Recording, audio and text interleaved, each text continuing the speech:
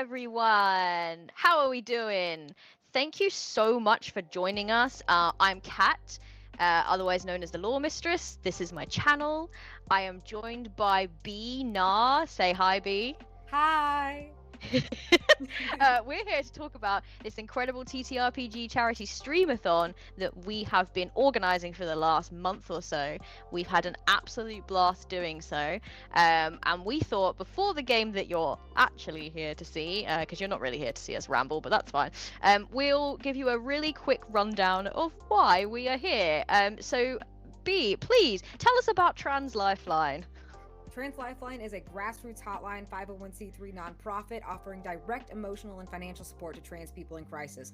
For the trans community, by the trans community, they're fabulous. They have a peer support phone service. They have a massive resource library, ID change help, community resources. They're fabulous, and that's who we're here to help. Every $5 you donate for a raffle we're doing for Trans Lifeline will get you a raffle ticket to win so many, over 50 prizes. Ranging from really fabulous handmade dice to a bunch of games, incredible overlays, art commissions, bookmarks. It's amazing. Dice, yes. Oh my god, the dice goblins out there like me. Yes, for the dice goblins. And we have a sponsor, +1 EXP. Yes, not only donating prizes for from Zine Club, but also they have a code for us. TLM is a discount code. Get you 5% off for anything at +1 EXP, including your first month of Zine Club if you want, and 10% of those profits up until May 31st is going to go to Trans Lifeline. Thank you so much, +1 EXP, for this. I am absolutely stunned. Awesome. Thank you. We're so happy that we've managed to amass, and for the amount of support that has come flooded in for us while we have we've been trying to organize this is just incredible. So thank you. Let me just quickly run down on the amazing games that we've got coming up. I don't know where we are in the timeline. Time is a soup, but you're probably here to watch one of these. So we have Wonder Home that is run by Hector, and we have Trophy Dark run by Madeline Colley, Thirsty Sword Lesbians run by Ella Watts, Sail the Oceans Queer run by Michelle, Sentine Sensibility, which is going to be run by Will. Bloodborg is our 6th game, going to be run by Maddie. So we have 6 incredible games of a variety of different genres. We have something for everyone, we hope. That in all of them, not only will we be doing the raffle for those that donate, we understand that not everyone can donate right now. Some people just want to show up and stream, they want to support, they want to be there and watch the games and have fun, and that's equally as valid and equally as important. So if you come into the chat in stream, you can !enter, and you will be entered into a giveaway for the at least the PDF of that game, because we've secured that for all of them. Some of them have a couple of little extras, which thank you so much to the people that have kind of put those forward and donated those, because there's some really exciting ones. But at the very minimum, you will be entered into a giveaway for the PDF of the game that is being played at that time. Thank you so much for listening to us ramble, and we hope you enjoy the game that you've actually come to watch, and we will see you on the flip side. Cheerio! Warm welcome. Hey, how you doing? All right. We are here to play Trophy Dark, and we are here to play my particular incursion, The Lovely Somnolent, based on the fairy tale of Briar Rose. So we are here for Kat, the lore mistress, and Binar. They're raising money for Trans Lifeline, the mission connecting trans people to the community, support and resources they need to survive and thrive. We have currently raised $687 and are looking to reach our goal of $1,000. Donation details can be found in chat. We're running a raffle, and every $5 donation equals 1 entry submitted. So make sure you hit that raffle button when you donate, okay? So let's go ahead and introduce ourselves. I'm Madeline Colley, Mads for short, she, they pronouns. I've run and played a lot of trophies, so I am very glad to be able to introduce this game to those of you who have not played it, and to those of you who have played it or want to run it. Thank you for joining me at my table today. So I'm going to go ahead and popcorn this over to Levi to introduce yourself with names, pronouns, and just a little touch of your character, like, your character name, character pronouns, and for right now, just what your character occupation and background is, just to start. Hello, every day, my name is Levi. I have they, he pronouns. New pronouns with this. And tonight I shall be playing Basso, who uses he, him pronouns, is a ranger with the background of the errant knight. Okay, let's popcorn that over to Adam. Hello, my name is Adam. I use they, them pronouns. I have not played Trophy Dark before, although I have run a lot of the Wassailing of Claw's Manor, so I am delighted to be here. I am playing Hawker, who is a sorcerer, who is also a peddler of sorts. We'll see what gets up to that. Okay, popcorn it over to Jen. Hello, friends. My name is Jen. My pronouns are they, she.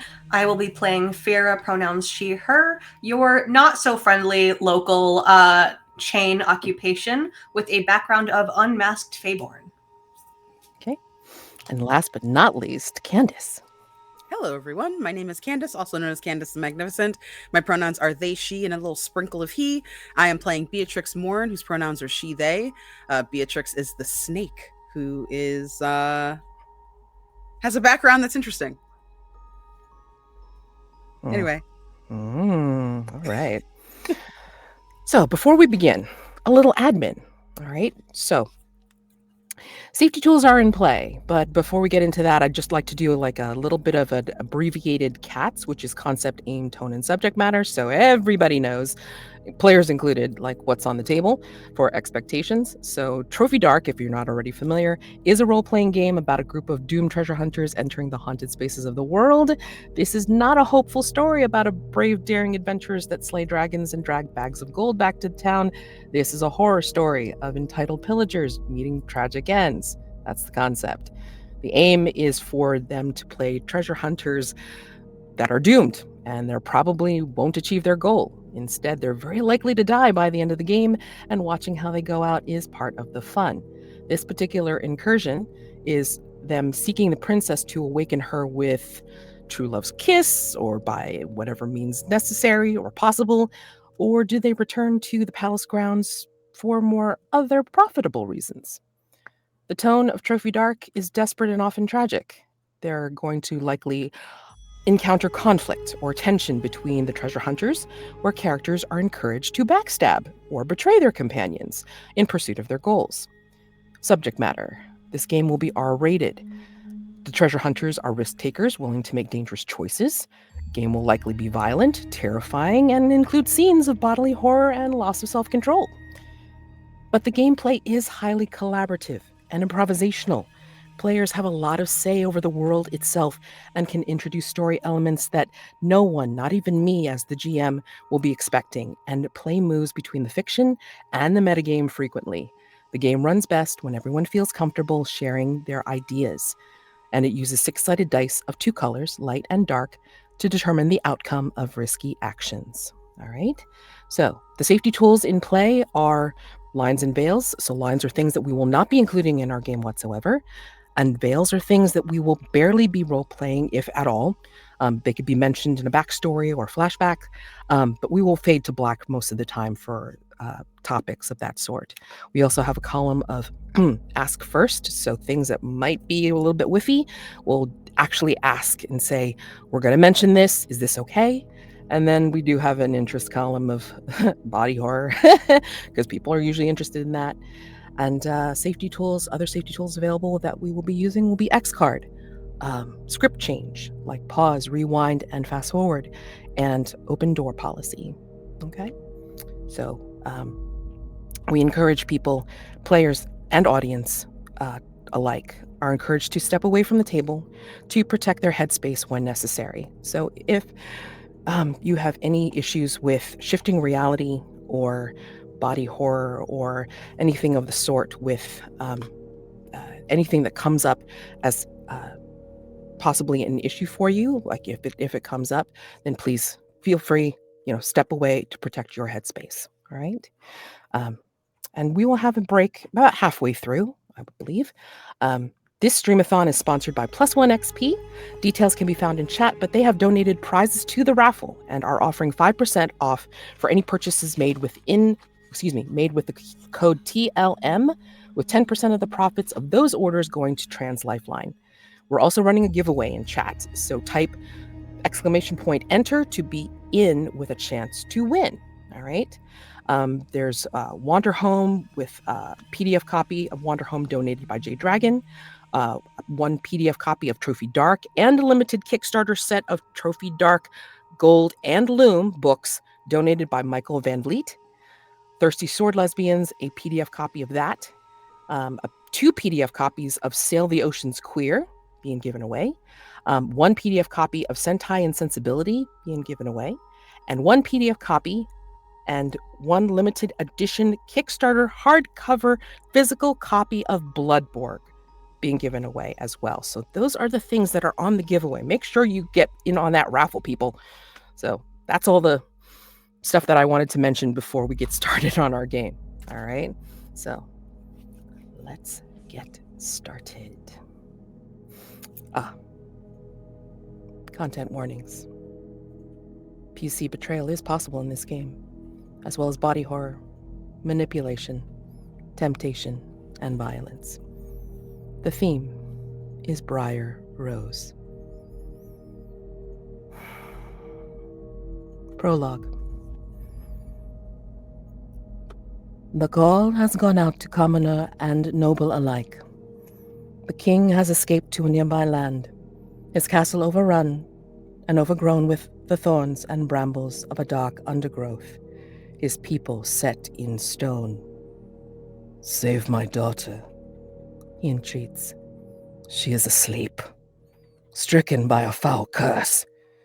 I was told only by true love's kiss will she awaken, and the blight be dispelled from the land." He extols her virtues, and if there are riches and wealth within those walls that you come across, then by all means let it spur you to greater glory when you awaken the princess by whatever means within your disposal, possibly earn her love and claim a kingdom. However, if you fail or become lost to the environs of the cursed land, you will join the people in their forever vigilance among the dark shadows of these twisted briars. The castle as seen from afar. Crumbling battlements, rocky terrain, broken statues are here. The only way to tell between actual sculpture and the subjects turned to stone from the curse are the expressions on their faces, the terror, the gaping mouths of silent screams, the wide, unseeing eyes. One wonders what they saw before being turned. And finally, the unseen servants, rumored to be there still. There are still those that serve here. They escape the fate of those frozen in stone, but perhaps their calling is much worse. Unseen, unable to be touched or heard, and yet their presence is felt in these rubbled halls. Some of the finery, the resplendence, still exists, and they live to keep the spirit of the opulence going. Ring 1, the page. It is as if the blight of the briars creeps every year. The sweet, heady smell of wild roses surround you, and the thorny vines reach like little talons through the wood. As you approach the final road to the overgrown lands by the castle, you see the dim glow of a campfire. As you approach in this final road, please tell me, each of you, what you look like and how you approach. How did you know the princess?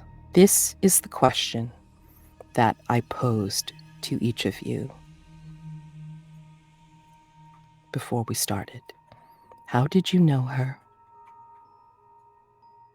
You're contemplating this question as you approach on the road to the castle. What do you look like, and how did you know her?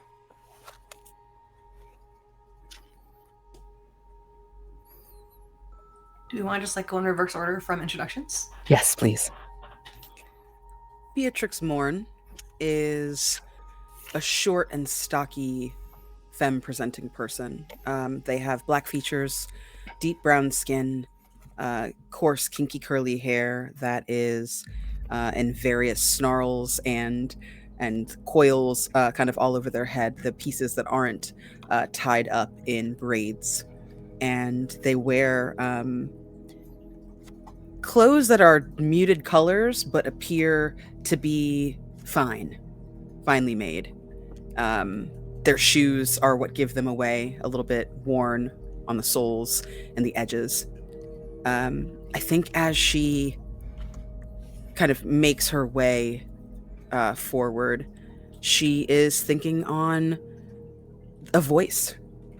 There was a courtyard of this castle, and Beatrix used to go there to pick flowers as a young person, and the sadness in her voice felt very magical and mirrored the sadness inside of Beatrix.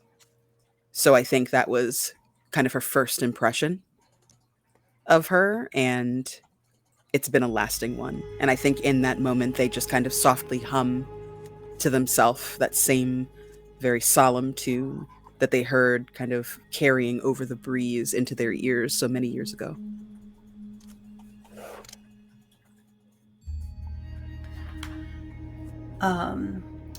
Fira does not have a last name, or if she does, it is not one that is known to her. Average height, somewhere around 5'6", average build, a little on the slimmer side, sharp features, long, straight black hair that is always tied into a very, very tight, managed bun. There is a keenness to her eyes. They are dark brown. They seem to pierce even the darkness. Sharp features. And all of her belongings, all of her clothing, her cloak, her jacket, her pants, her messenger bag, they are all very well worn and very well loved. They bear the marks of many, many repairs, many, many mendings, darnings. And the one thing they always make sure to carry is a small messenger bag with only the essentials, no more. Unless she has to.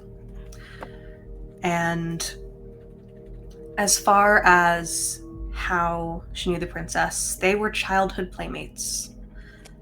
We would frolic in the gardens, splash in the pond that we weren't supposed to be in the first place.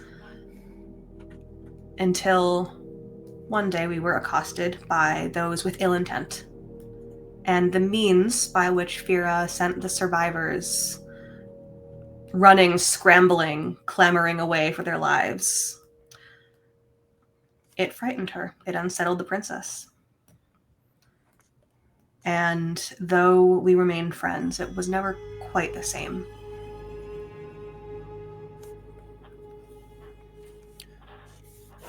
Hawker is of indeterminate gender, mostly because they keep their face mostly covered in a very large brimmed circular hat. They wear a sort of dark green velvet tunic, which is crossed with several leather bandoliers, each containing small vials of various powders and liquids. You see that there is what you might assume is a foraging pouch at their hip, along with a very small dagger that might be used to cut mushrooms, if you like. And it seems like the things they own were once pretty nice, and perhaps maybe they've fallen on hard times as things have... there are more noticeable holes, patches, places worn through.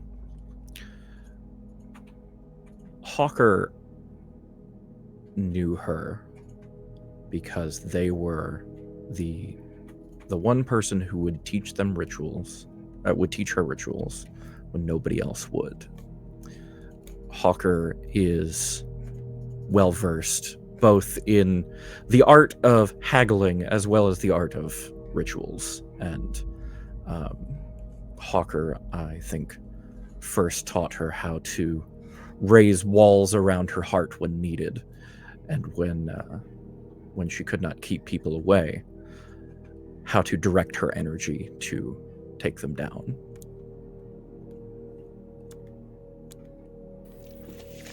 Basso is a man of reasonable height, a very athletic build, one who is well trained in using his muscles. He has a green tunic and a fur-lined cloak, a sword on one hip, a quiver on the other, a bow still peeking out behind said cloak.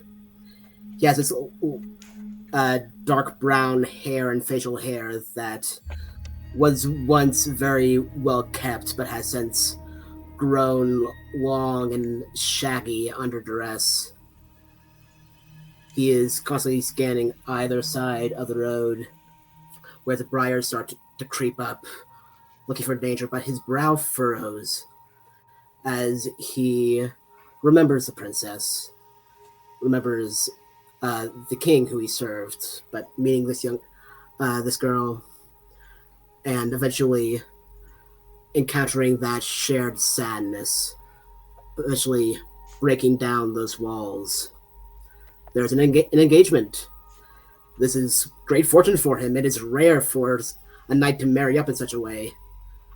But quickly, very quickly, when made to mingle with the nobles of Emberet, Sir Basso found himself gravely out of his depth. So his Frau burrows with bittersweet memories and the guilt that he felt while fleeing, and the guilt that he is worried about this being over.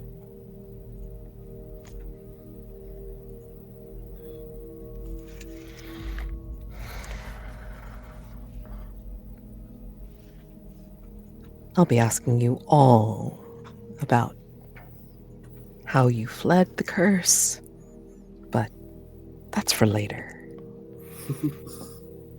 You all see the dim glow of this campfire on the final road, but you do recognize the group around this fire as you approach. It is a rival band of adventurers. They are menacing a young man in tattered clothing too small for his frail frame, and it bears the marks of briar scratches and dried blood on the exposed parts of his body. You catch the words, "Maybe your lofty king be paying a pretty price for your head, seeing as you escaped from the cursed castle." What do? This rival band has not seen you yet. You are approaching from the road that seems to be overgrown, and the forest masks your path, masks your approach. What do? I think Beatrix looks at her companions and then back at the people in the road. Do they look dangerous? Like rival band of adventurers? Mm-hmm. Okay.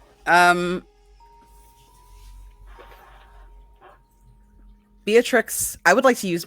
Can I use a ritual? Is it too early in the game? No, it No? is never too early. But I will say now this is where you get to engage with the fun rules of the game. So, anytime you use a ritual, rituals are the way that you use magic in Trophy. But using rituals in Trophy is inherently dangerous, which means you are incurring a risk roll. So, would you still like to continue on with this? So, Which is great. It's great. Pay no attention to my doubling hands. Come on, you want to do this? Yes, roll the dice.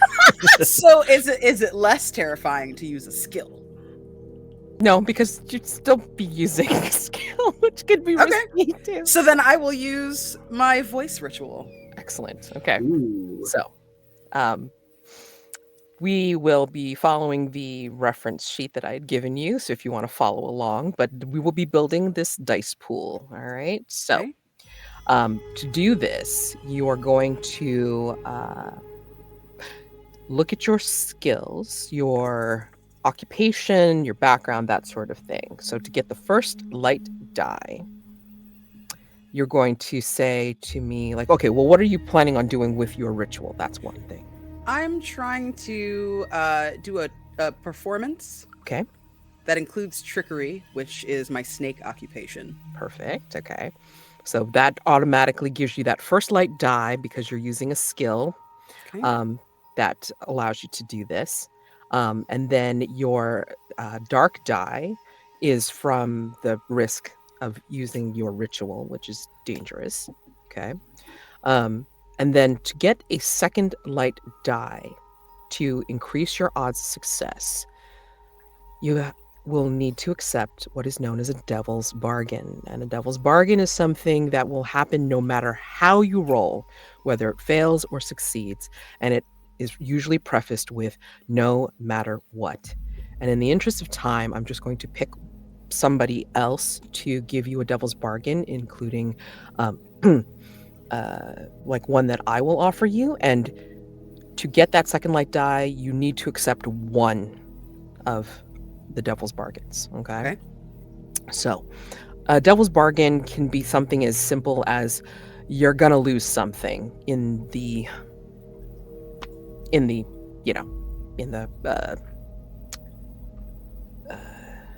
performance of this ritual, or something unexpected happens, or it's going to be tied into something of your drive, because there's a particular drive that keeps you in this dangerous mission that you're doing, no matter how fucked up it gets. So let's see, what is Beatrix's particular drive? Let us see. Find the artifact that proves the king's true nature. Interesting. Okay. Let's see.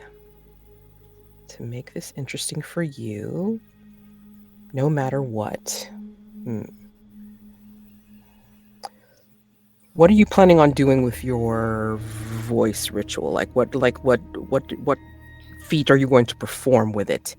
I was going to throw my voice to throw them off the scent, to like make them turn down a different path so that they think that there's like a band of adventurers that are close to finding what they want in a different direction than the one that we're going.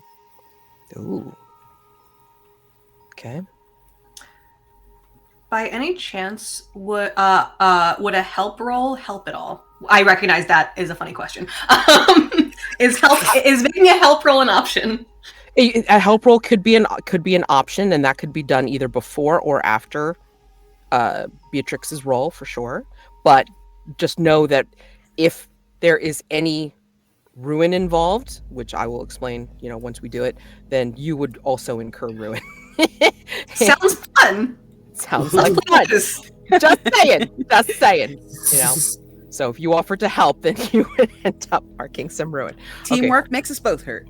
Yeah, I love that thing. I love it. I absolutely adore that. I love that. Because my thought is, if Beatrix is throwing their voice, then I will add in the illusion of sound like marching feet, boots on the ground. I love that so much. Oh my god, beautiful.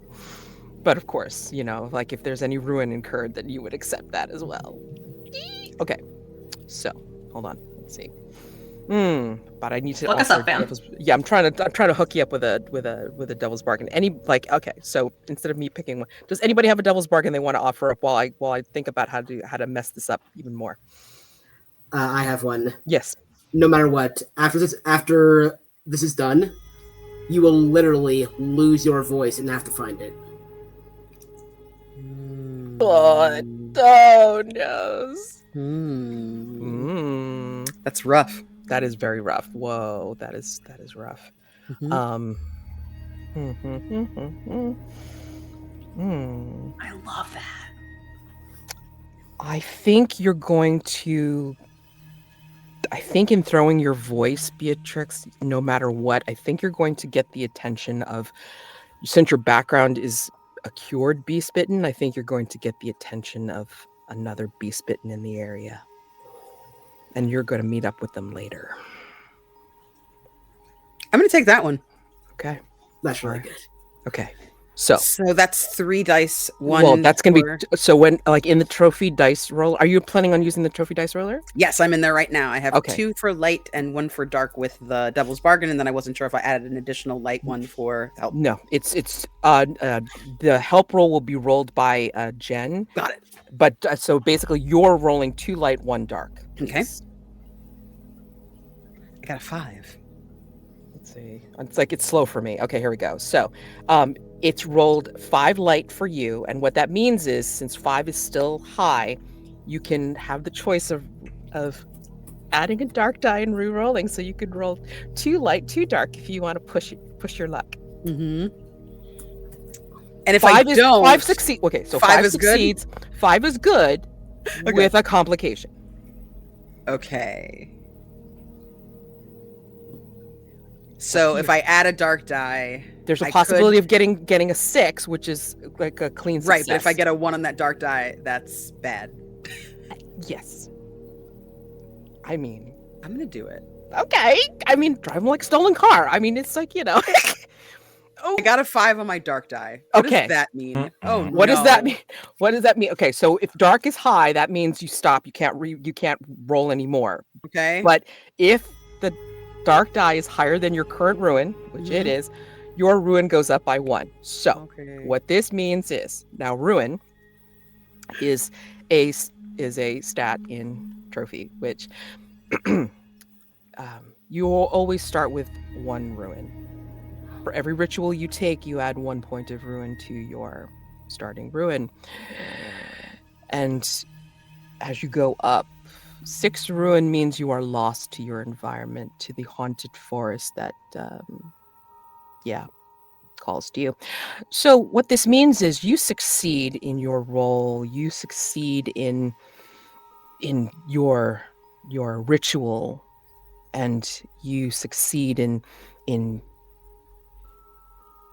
this endeavor of yours. However, the forest, the haunted nature of this place is calling to you. So you tell me how you're now hearing something more disturbed, more lost to your environment.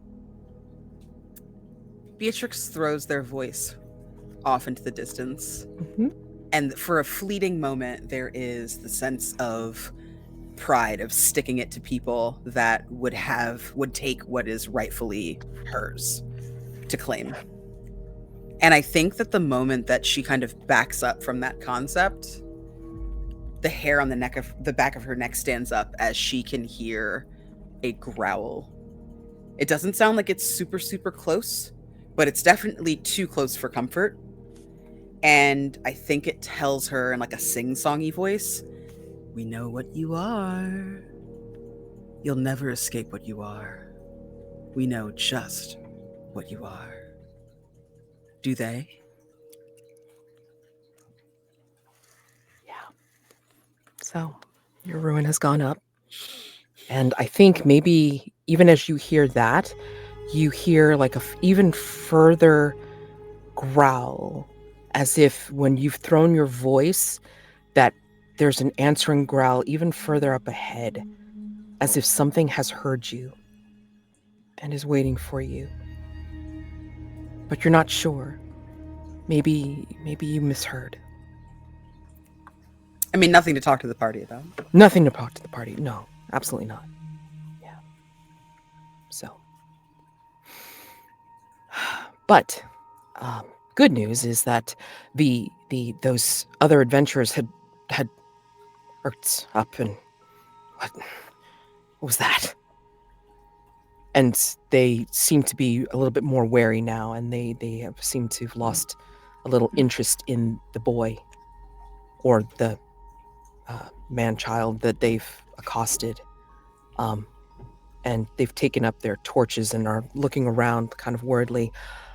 Fira, are you planning on still using your voice to try and alter some sound and create marching? Yes, I am, because I'm playing to lose today. Okay. Now, this would be your own wrist roll. I mean, like, you wouldn't have to help Beatrix. I mean, so... Oh, okay. Yeah. Okay. Can I... Or would you like to go further and, like, use your other ritual? It's up to you. I mean, it doesn't... I'm kind of thinking a little bit. I would like to actually shift a little bit. Sure. And I would like to use my elements skill. Oh yeah. Okay. I'm going to call on the essence of the flame of their torches. Ooh. And I'm going to build them up in their face. Love it. Okay. Since we're making risk rolls. Sure. Absolutely. Why not? Let's going around. Let's make them hurt. All right, great. Exactly. We're just gonna ruin their lives. Yes. Would anybody like to help, like, you know, make this really chaotic while I'm here and asking, you know, to engage in the help roll? Pippin would. I was gonna say we can't do more than the executive producer. Assistant producer. Yep. I would say that Beatrix would, but I feel like to anybody that's looking at her right now, she's like miles away. Yeah, that's probably true. You probably look like you're listening to something else right now. Maybe you're on watch. You know? Yeah. But would Basso or Hawker like to do something to help? Oh, I think you got it. Love it. It's fine. I'm the least magic person here, so I'm not quite sure how. Okay. All right. Cool. Or you could. I mean, you know, Yeah. I'm just making the suggestion. I mean, like, you know, if you've got like a bow. Yeah. Like just pick them off. If you want to, yeah. I mean, like, you know, we call that help if you want. That's fine. Sweet. Yeah. Okay. So, we'll activate fears first, and then you can call it a help. Because again, you can roll the help either before or after, so it's up to you. All right. So I've got a light and a dark. What could possibly go wrong, right? Yeah, exactly. So, like, you're using elements as your skill, and then of course it's like, this is going to be risky to your I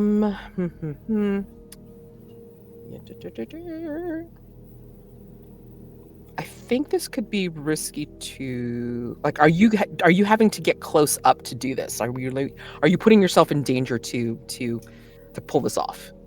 I think it would probably involve sneaking a little bit to get there unseen. Yeah, they're probably, you're risking yourself to be seen or to be heard to get close enough to be able to pull this off for sure. Okay, so risking body. So that's the dark die. Excuse my language. Okay, and then for that second light die, anybody have a devil's bargain they want to offer to increase odds of success? Remember, I've got one. Okay, no matter what. I think that no matter what, since you are calling on the spirit of flame to blow up in their faces, I think you will find it very difficult to find warmth for quite some time. You may find yourself exceptionally cold.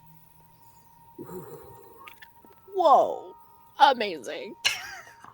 Damn. I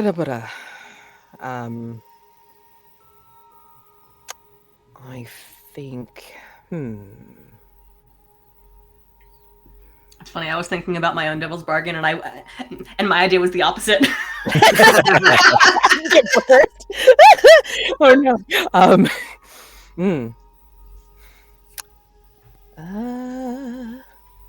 I think. Just try and tie it in with your drive. I think in doing this, no matter what.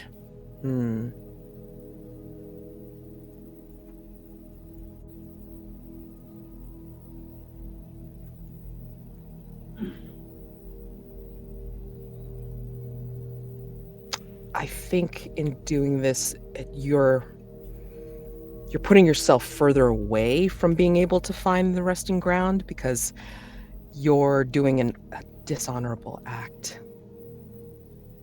I think by trying to flare up their lights in such a petty way, it feels dishonorable rather than honorable, I think. Okay. I'm gonna take Adam's devil's bargain because, to be quite frank, Fira is not an honorable person in general and would not be bothered. That's fine. That's perfectly fine. I mean, like, I'm like, yeah. I mean, it's like it was a very tenuous thing that I was offering. Okay. In the first place. Okay, so that's 2 light and 1 dark. 2 light, 1 dark. Yes. Let's go. Oh, well, okay. No help needed. Yay! Light 6. All right, great. So that means clean success. I mean, like, you pretty much, like, get close enough. Go ahead and describe how you do it. So Fira essentially will kind of crouch down a little bit and start sneaking through the brush on the side of the road towards this group. And as they start to look around with their torches, I bide my time and I wait and I breathe. And you can almost see, if you're paying attention, the light of the torches, the flames, start to grow and shrink with each breath. And there's a moment of silence, this still silence. And I concentrate. And then out of fucking nowhere, the torches just... Oh! I'm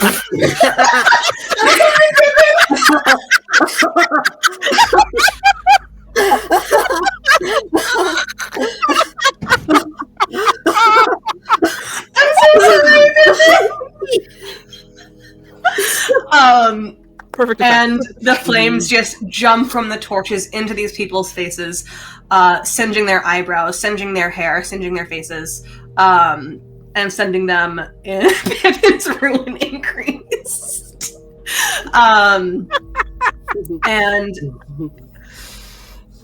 I will leave it to you whether they are unconscious or dead or simply scared off. But it does some damage, and I think at the very least they are in enough pain that they're a little bit distracted.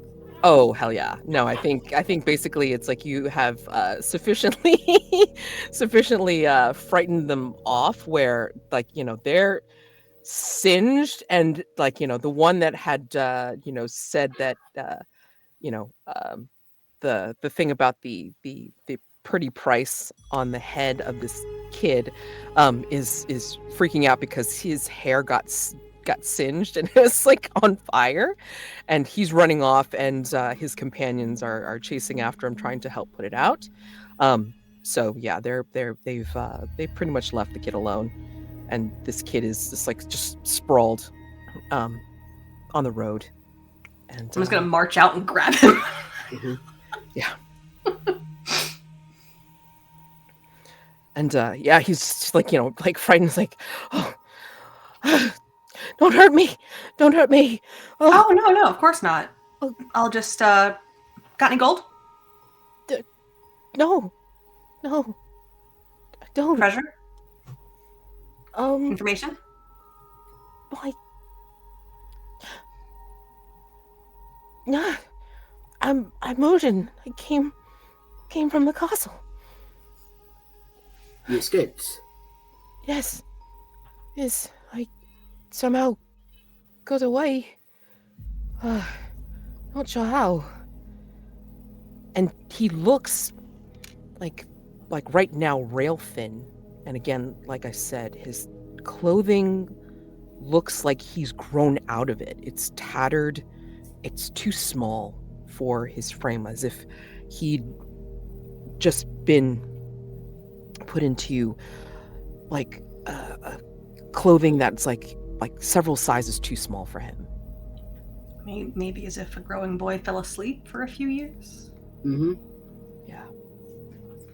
It's been a decade since the curse fell, just so you know.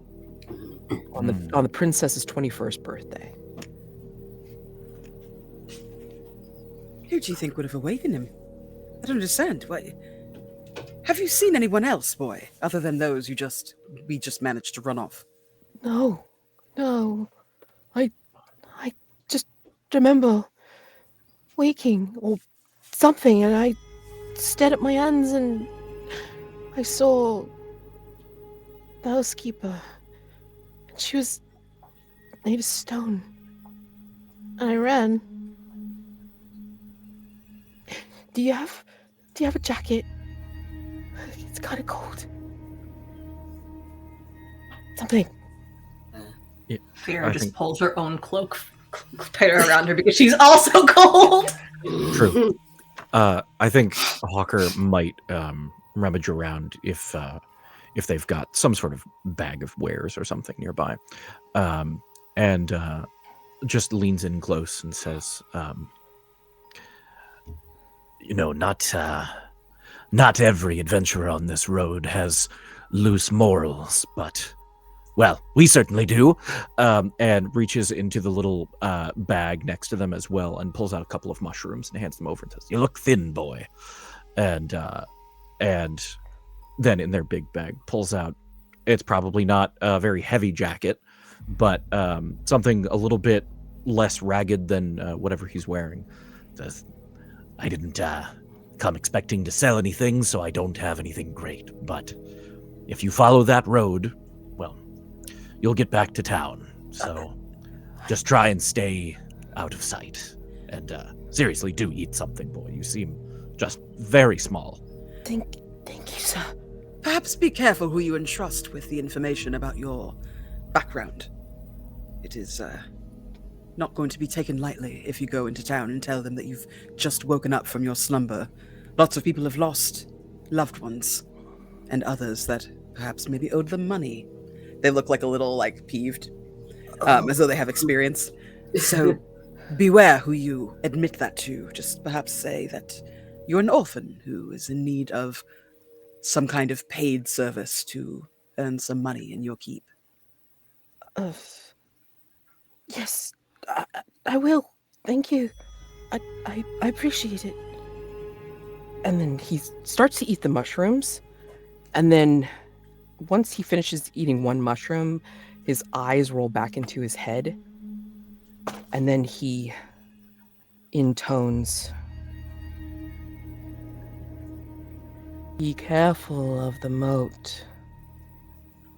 It steals people on the way to the castle."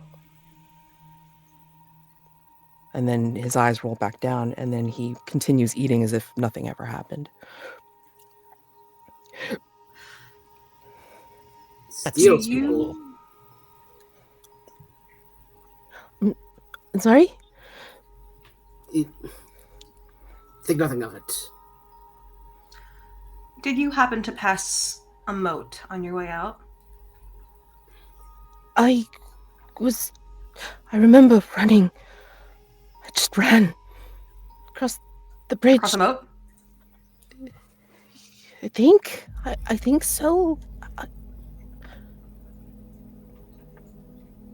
And then he leans down to, pull the cloak further, the jacket further closer to his body and eats.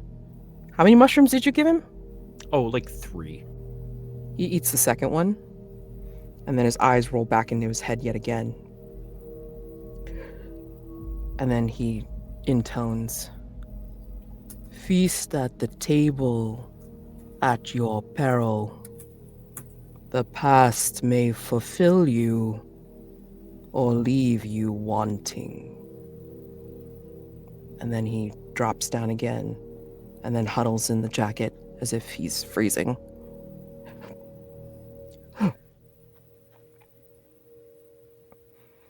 Go on, one more. What? I'll try and bring him a little closer to the campfire. I think there was still one from the other folks. Yeah, it was basically something that they had set up. Oh, thank you. It's so cold. Ooh. Is there anything that I can roll to know what the fuck is happening to this kid? Unfortunately, this is not Trophy Gold, which is like hunt rolling, like, get you information and all this kind of fun stuff. But no, this is just like, this is Happy Trophy Dark. Yay. Mm-hmm. One more mushroom to go. So.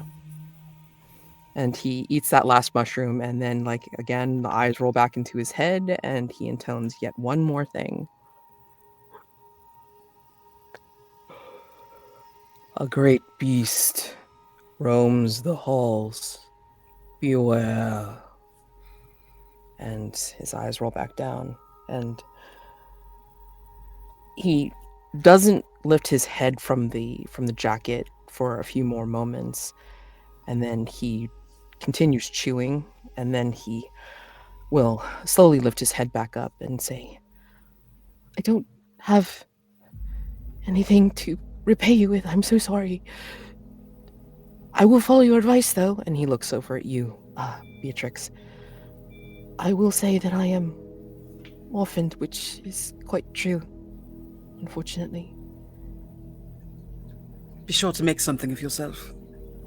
When we make it back, perhaps you'll throw a little coin for my kindness, eh? I will. And I think they do like a little, like, jazz hands. I will. I'm Odin. Thank you. Odin. Lovely name. Thank you. And of course, you never saw us. No, absolutely not. It's like you were never here. And he just nods and kind of gives you like a little page boy salute. Like you know, those of you that were at the castle would probably recognize it. And yeah.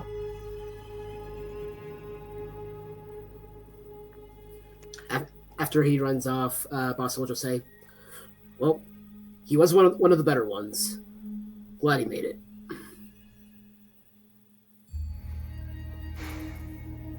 Continue on. Off we go. Mm-hmm. Looking for the people-eating moat, apparently. Yeah. Yeah, it seems fine. As you take your leave, and the page takes his way down the road towards the next town, from whence you came, perhaps. He takes a furtive look back at you, takes 3 steps into the forest, disappearing in a swirl of autumn leaves. As we cut into Ring 2, the moat. You find yourselves atop the last hill, overlooking the path leading to the great moat, and beyond that, the briar-choked castle. Thorny vines seem to twist and invade the very wood of the single bridge to its doors. It does not look like sure or sturdy footing. The doors to the castle grounds are high, arched, and firmly closed. From what you can see from your vantage point, there seems to be a very large hole in the middle of the bridge, as the plants have weakened the structure.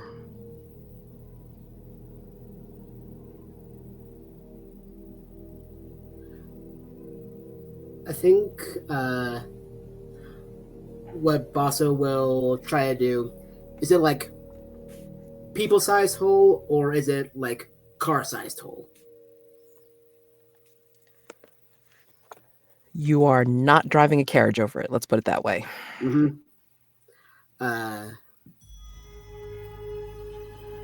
If there are there any like trees that survived, or is it just fields of briars?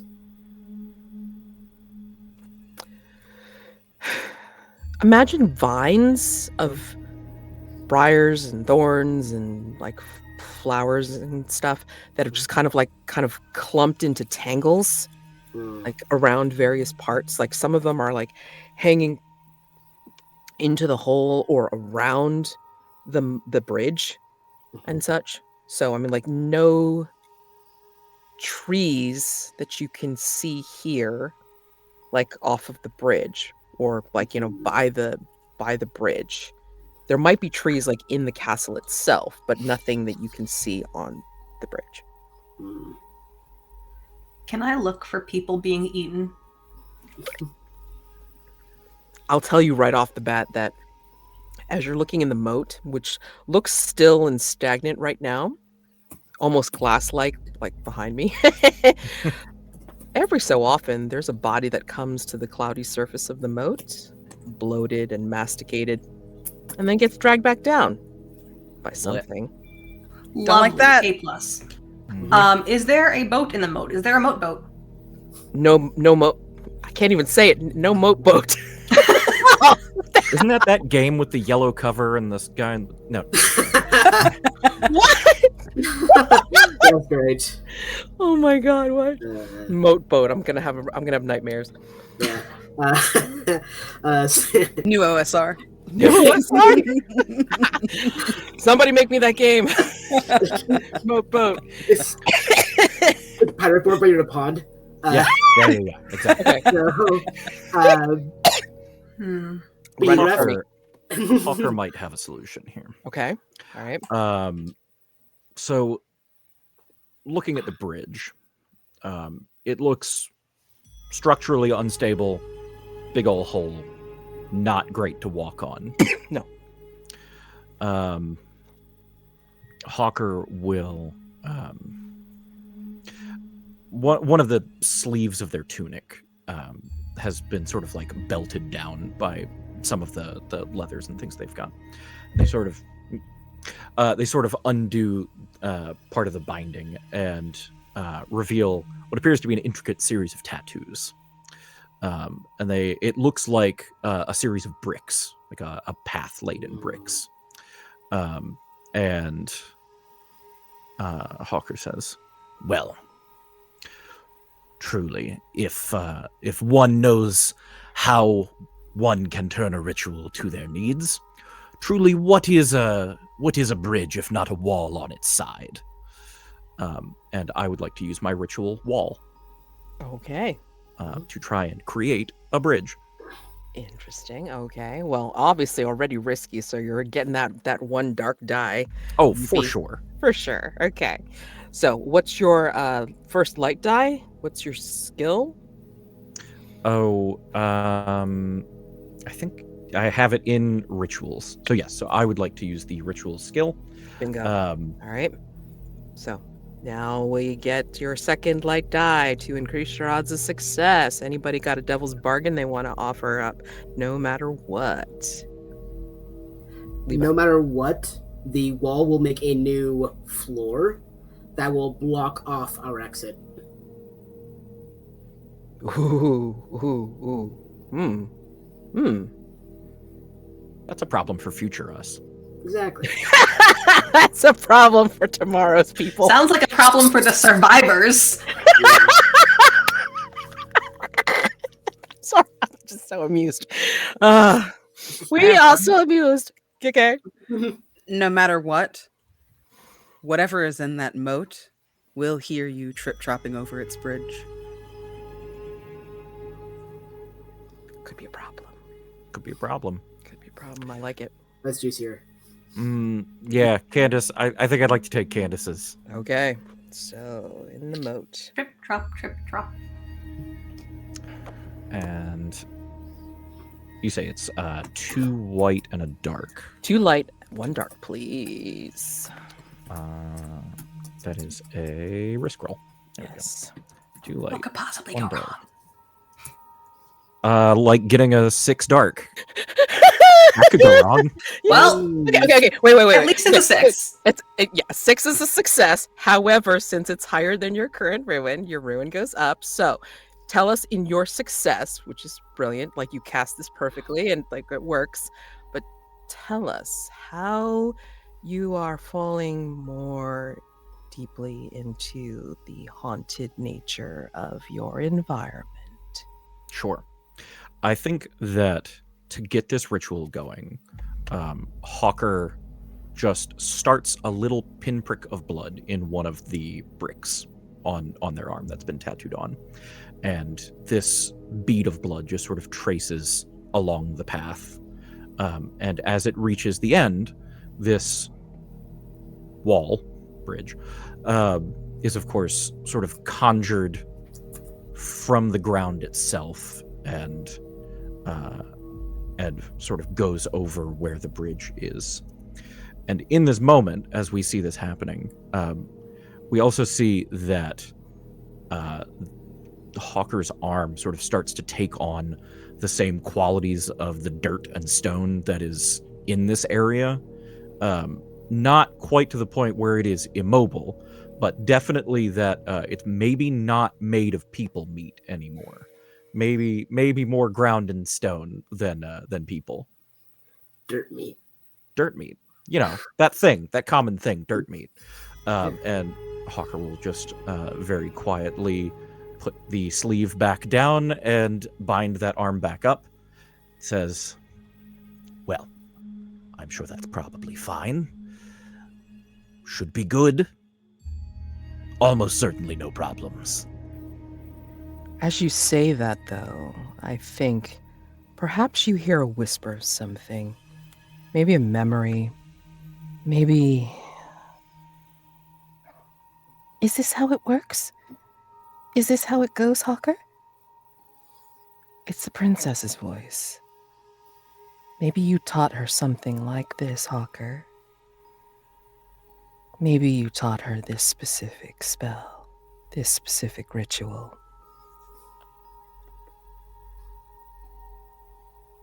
What was that like, teaching her?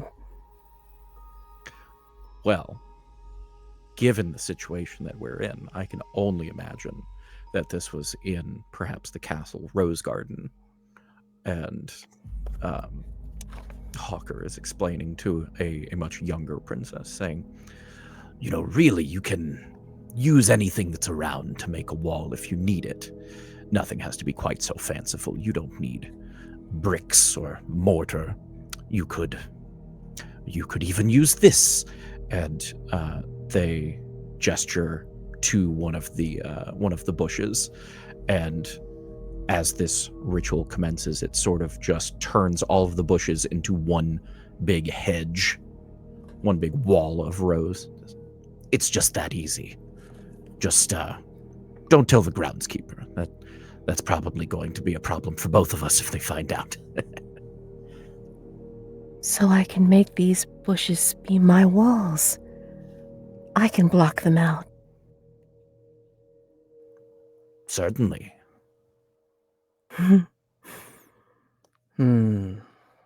So, Beatrix, going back to when you were hearing the haunting call of that other beast bitten, that is your condition. So there's a spot in the character keeper that has conditions, and conditions are not mechanically put against you, yet they give you flavor for future roleplay. They're a reminder of things that were called upon you either by ruin or by things that have happened through Devil's Bargain. So your condition is Call of the Beast Bitten. And for Hawker, I think your ruin call is going to be well, what would you like to call it?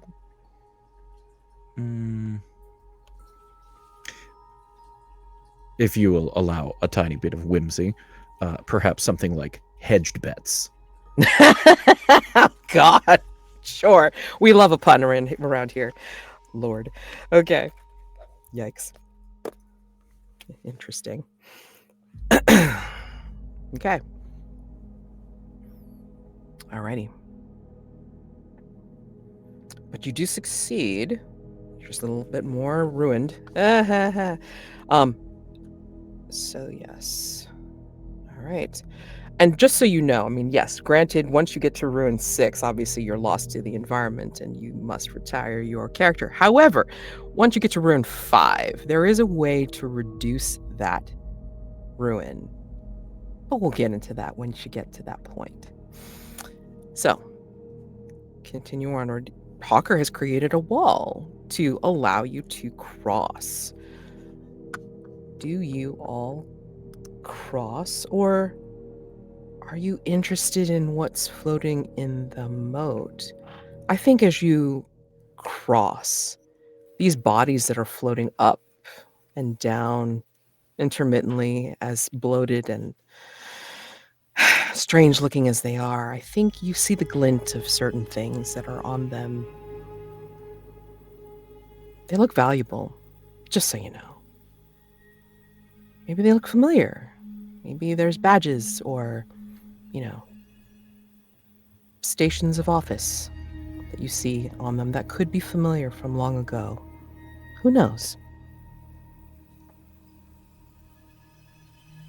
As you look at these bodies, does any of them call upon any familiarity whatsoever or any temptation to you as you cross this moat bridge?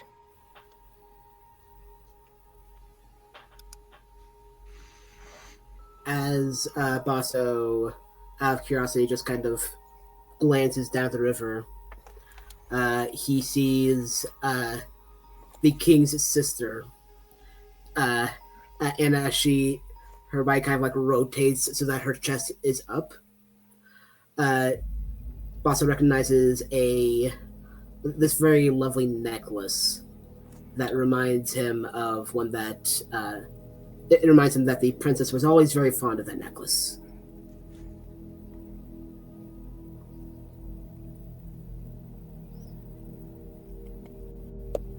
It looks almost close enough for you to reach down and grab it, Basso. I'm a woodsman. I probably have some spare rope. Something to tuck into the wall. Just rappel right in.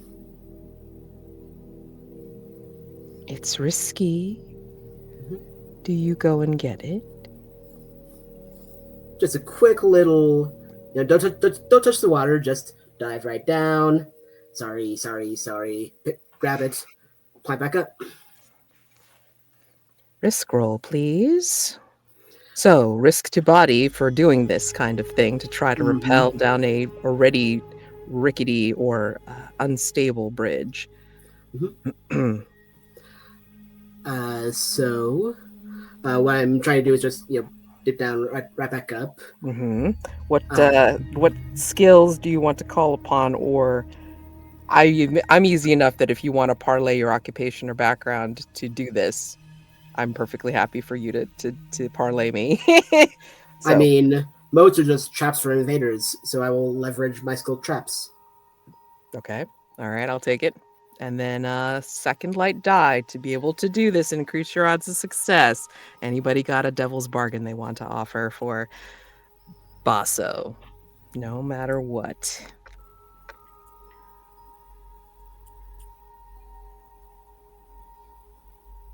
No matter what, whatever lurks in this moat, there is no way that you can grab this thing without even a finger dipping in, and now it'll have a taste for you. It's pretty good. And it'll remember.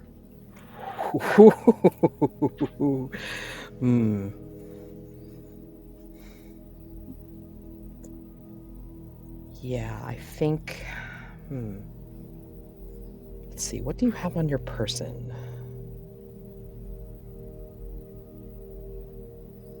Some weapons, some wandering gear. I think no matter what, that if you are so intent upon getting this necklace, you are going to lose. You're going to lose your sword. That's pretty bad. Yeah, that may or may not mean anything to you right now, but Mhm. ooh, that could be bad for you later. I can't duel without a sword. Hey. So the most gonna taste me. Okay. Mm. All right. So you're gonna take the moat tasting. Okay. All right. Still Tea light. appetizer plate, Oh, right. Exactly. Moat. Yeah. You are the tasting menu this fine day. Exactly. 2 light, 1 dark, please. That is a 4 dark.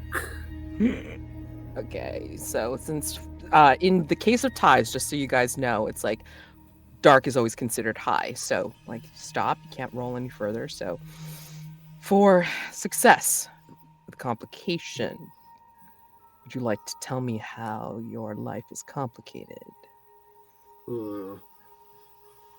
I think similarly,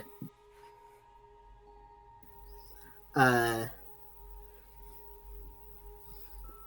think part of this is just the fact that I have to drag this woman up a little bit by her neck, and he has to wrench it off of her body, kind of like get some of her skin under the fingernails. It's a very ugly look, and gets like very and as the rest of the body splashes down, he just gets soaked. So as the night will go on, he will continue to be chilled to the bone. Okay. I'm also going to say that maybe part of the reason why it's you get shocked out of this, and you also lose your sword, is because for half a second, maybe in this woman's face, and in seeing this necklace that you're so intent upon, you look upon her face, and you see the princess's face for just that second. How does that make you feel? He is shocked and disturbed.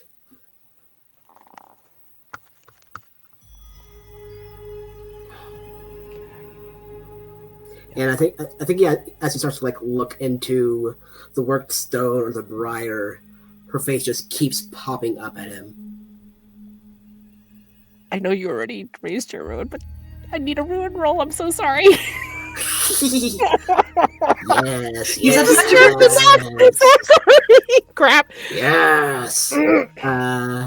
So just a single dark. Just die. a ruin roll. just a ruin roll. That is a 4. Okay, so it doesn't go up because it matches your current ruin. However, please tell me how you're holding it together. Just barely. I think as Basso climbs back up, he has to repress his shudders, just and it just has to scrunch his face up to avoid betraying any fear. Yep. So, yeah. So in this shock, still, I mean, you grab the necklace, so you have it. Yet you are dropping your sword. You get chilled to the bone because you get splashed with this brackish water, and yeah, I think your condition is call it brackish chill. You got caught in the dead people sprinkler. I made it worse. That's heinous. I love it. Okay, fantastic. All right, great. You got a cool necklace. You got a cool necklace. Great prize. Great prize. Oh my god. All right. Okay. So. Okay. But, I mean, after seeing this, it's like you all do make it over and across the bridge. And you see that a light can be seen from the window highest in the remaining castle, soft and welcoming. And you do see that the moonlight comes from behind a cloud, gleaming overhead, showing you visions of the Silver Castle, reminding you of more prosperous times. As you approach, as you clear that great hole and you approach the castle door, the high arched doors, what memory hits you as you see a vision of the past, the gleaming silver spires of the old castle of a decade ago, before the curse fell?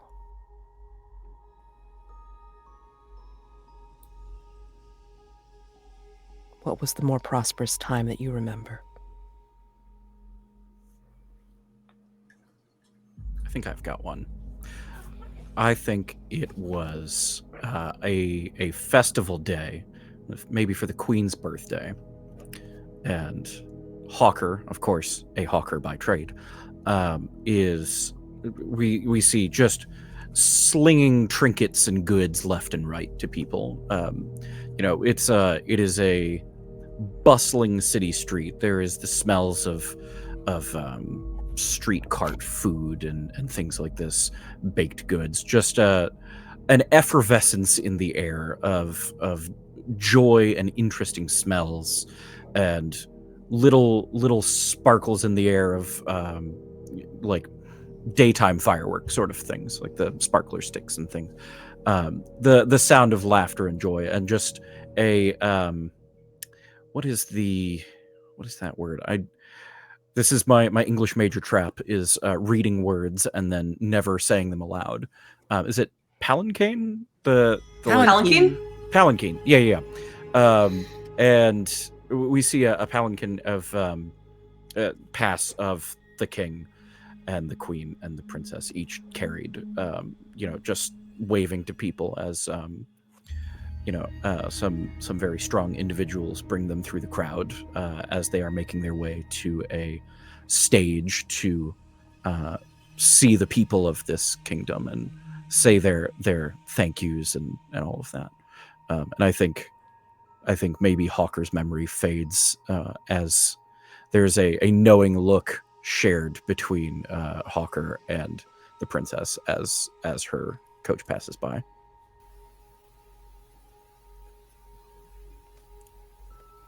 Basso remembers a different holiday, like a winter feasting day. But part of the celebration was a series of competitions amongst the knights in the castle. And as he walks through, he kind of remembers the footwork of sparring with his mentor ahead of the dueling competition.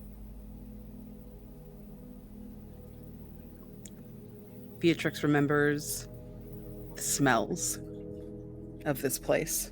The freshly baked bread, the smell of horses in the stables, the smell of work, sweaty people in the sun. And Fira remembers one very adventurous night that she and the princess had snuck out together. We had done the very foolish thing of climbing down from her window, forgetting that we'd have to climb back up later. And there was a lot of explaining to do that night when we had tried and failed to scale the walls and inevitably been caught by the guards trying to climb back up to her bedroom window. And it's funny, the moon had been their undoing that night. It had come out from behind the clouds just as it is tonight and illuminated a couple of very small figures attempting to scale the palace wall. Yep. And as you stand there in front of the double doors, the castle doors creak open, leading into a cobblestone ruin of a courtyard. You raise your eyes, and the highest tower gleams there. It's yours, if you can find your way up there. The cut leading into Ring 3 the Great Hall. I think this would be a good time for a break, if that's okay. And then we can commence into the remaining rings. What could possibly go wrong? What could possibly go wrong? Everything. Seems fine. Everything. Yeehaw. Yeah. Well, nothing Look, bad we has happened. We took a Yeah. dead people shower. It's fine. Yeah, we're doing great. Doing great.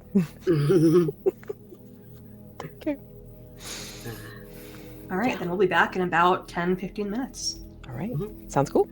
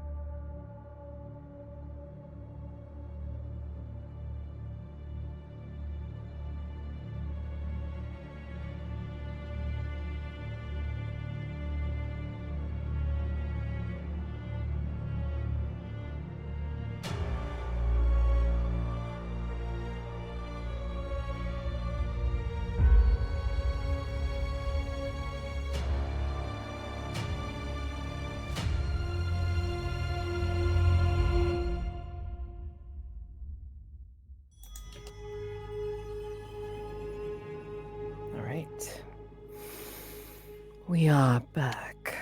Ring 3, the Great Hall. You all smell something incredible. As you enter the courtyard, you realize it is coming from a wide opening in the side of the castle, leading to the Great Hall.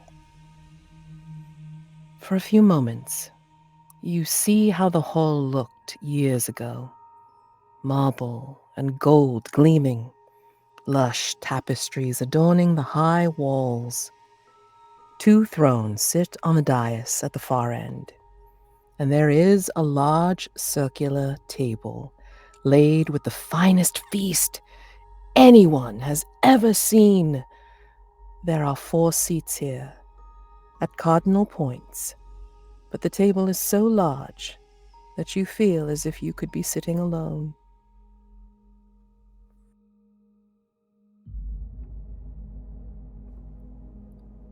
I believe that you all will follow your nose to the place where you smell the food that draws you in. What is this dish? What is this drink? What is this enticing smell that brings you to your seat of place? Honeyed wine for Beatrix.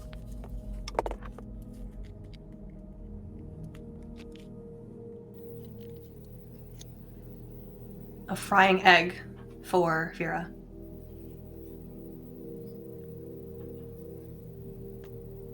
Spiced venison, freshly hunted for Basso.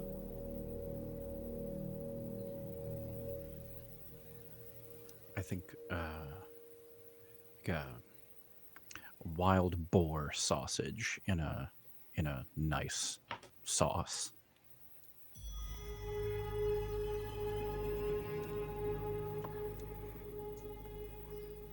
As you sit down to enjoy your favorite food, it is fortuitous that it was well to hand when you sat down. It is the only thing here for you, and the smell is enticing. It is the only thing here. Who sits next to you? You are not aware of anything else, just your pride of place here at this table. You do not see or remember that you have companions. Who sits next to you that you remember from home or from the past that drives you to stay and follow this quest to the end, no matter what? Reminds you of why you're here. Who is it? As you sit and enjoy your honeyed wine, or your wild boar, or your spiced venison, or your frying egg. Who is it? I can't get over the cat. Definitely that cat. Just having that, Basso looks to his left and sees his mentor, Sarasto, the Knight Commander, and the first to show him to the Order's true secret, the lost Caligulus Grove.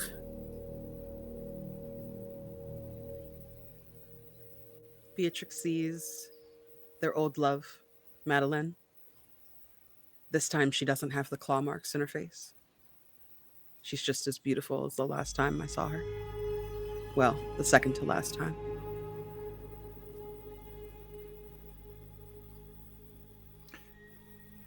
I think there is a old sailor that Hawker had known, imported a lot of goods, and had perhaps in a wild situation had once shown Hawker a treasure map leading to a gleaming cache.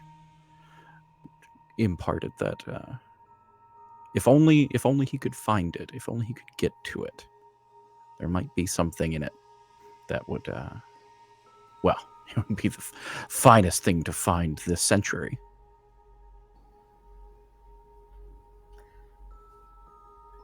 And Fira can see off to her right the familiar side profile of the street vendor that always sold these little fried eggs in a carton that would pretend not to notice when she slipped one out from under his nose. But there would always be another one in the exact same spot the next market day.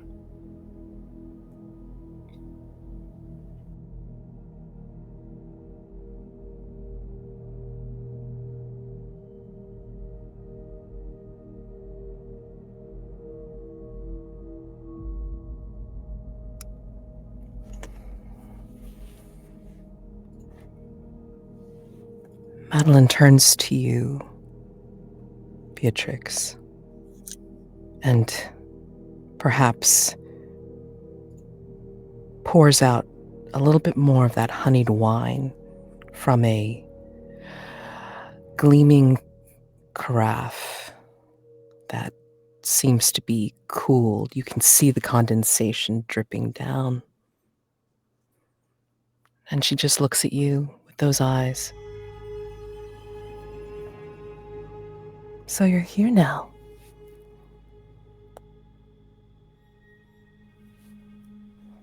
Are you going? Yes, I am. We're here to try and liberate what should be ours and remember those we've lost. Including me. I don't need any help remembering you, but yes, you as well. Do you think it'll work? It has to. What else is there in this life? This misery? Will you find it? Will she tell you? I think that's like the first time that the facade kind of cracks a little bit.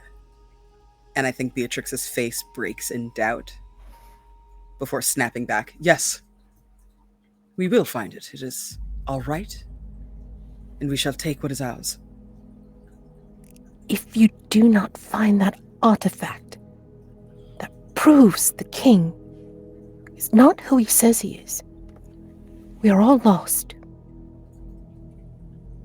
I was lucky, to be cured. And I'm sorry that this thing got the better of you.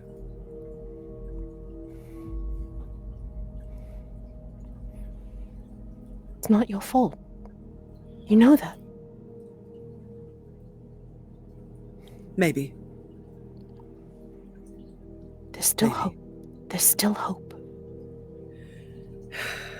You have to be the first.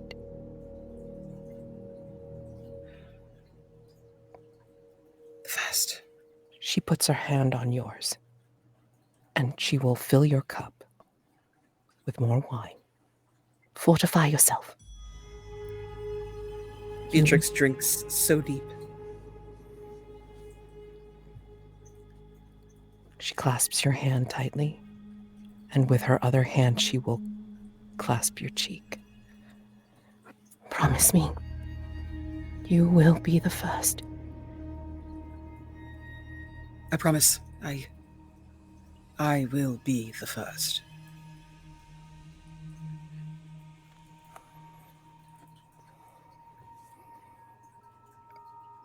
Hawker, that wild boar sausage is delicious, delectable, and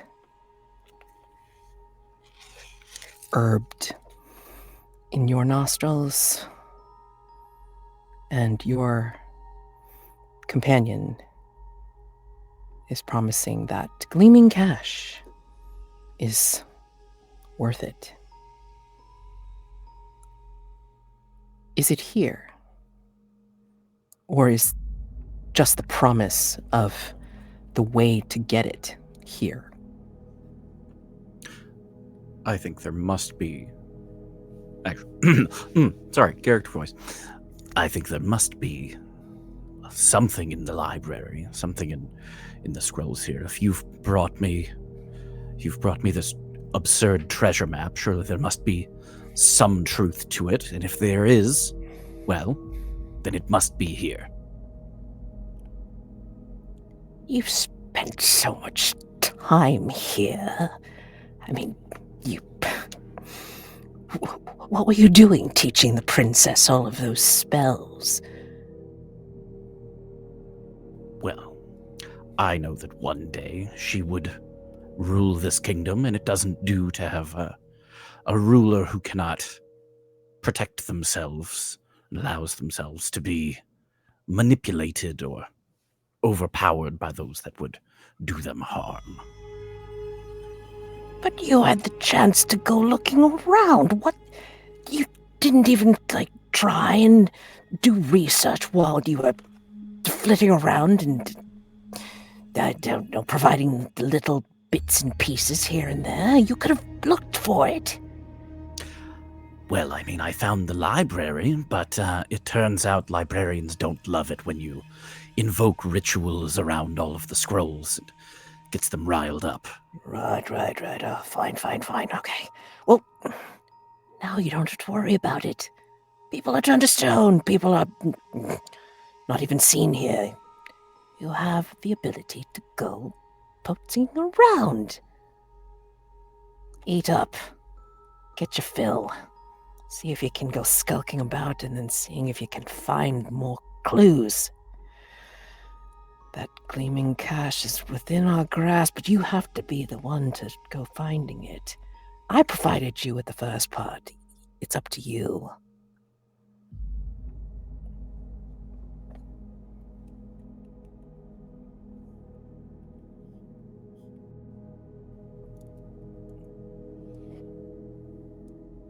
Basso.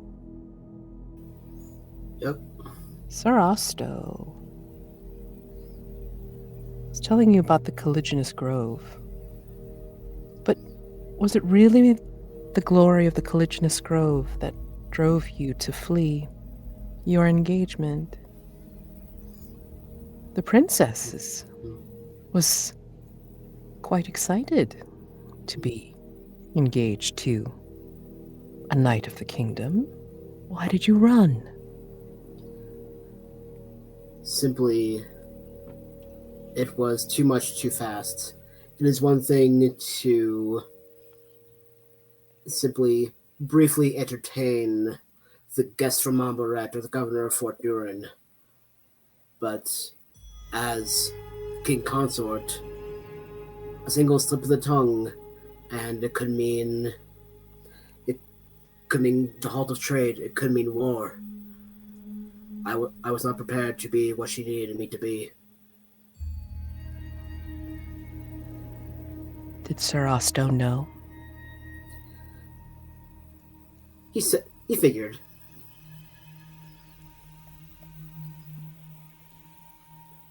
So was this quest to restore the lost glory of the Grove before or after you talked about your fears? Definitely before. I think part of his knighting just after the ceremony would be taken to this ruined grove, this decayed grove, covered in drying thorns and brambles.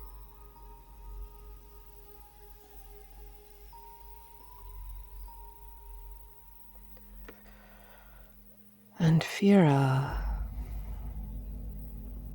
such a simple thing, wanting a frying egg. Why would you want to find the resting ground of the morning night?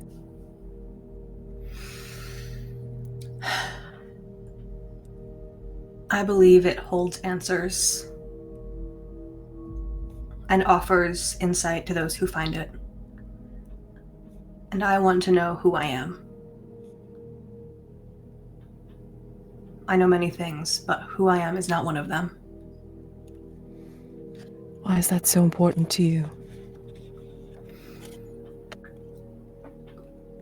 I have always been someone's something, whether it be a vendor's charity case, a princess's friend. I have never just been me.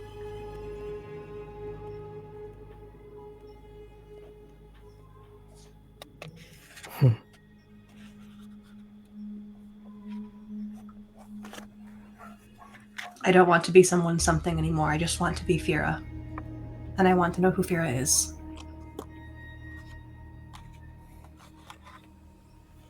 Maybe to this vendor, you are just Fira. Interesting. Before they disappear into the ethereal, whom of your group does your dinner companion warn you about? The cat.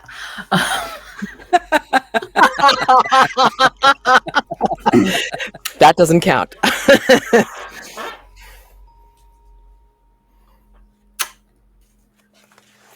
I think my vendor warns me about Basso. So who does Sarasto warn you about?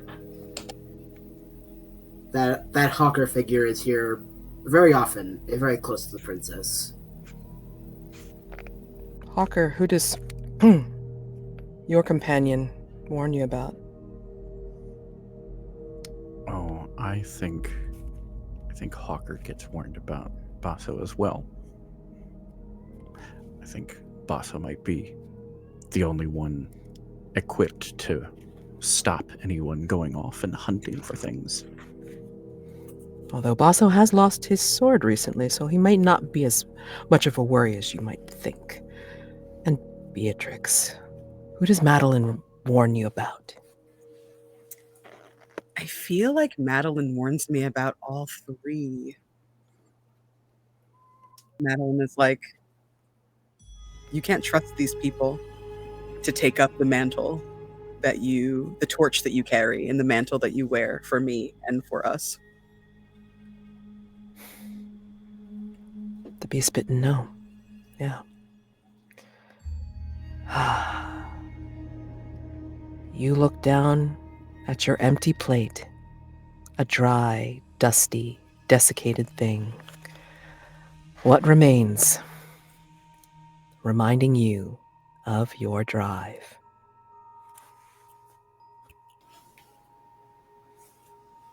Just as a heads up, we did hit 850, and Amanda really wants you to make us all make a ruin roll. Yes. No, please. Yes.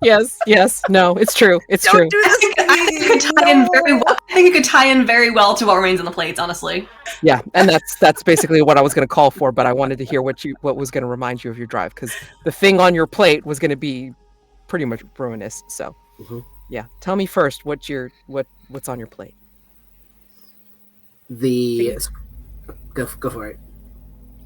The scraps of burnt skin and seasoning that didn't quite make it onto a fork. They coalesce into the symbol that appears on the kingdom's heraldry. It is a flower that now lies dormant because it only grew in the Caligulus Grove.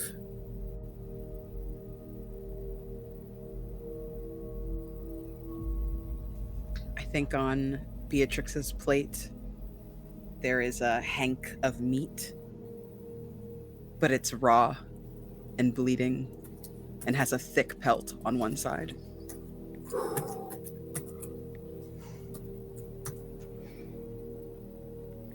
I want to do a quick check-in. Are maggots okay?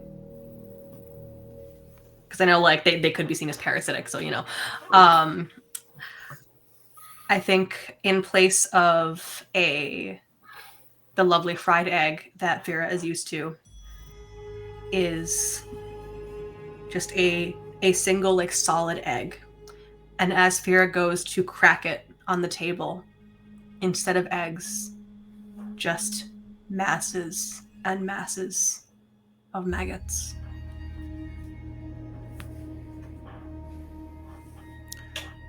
I think there are 2 links of sausage, old, desiccated, left, and they have merely formed a simple X.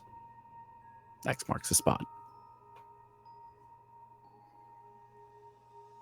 Everyone make a ruin roll, please.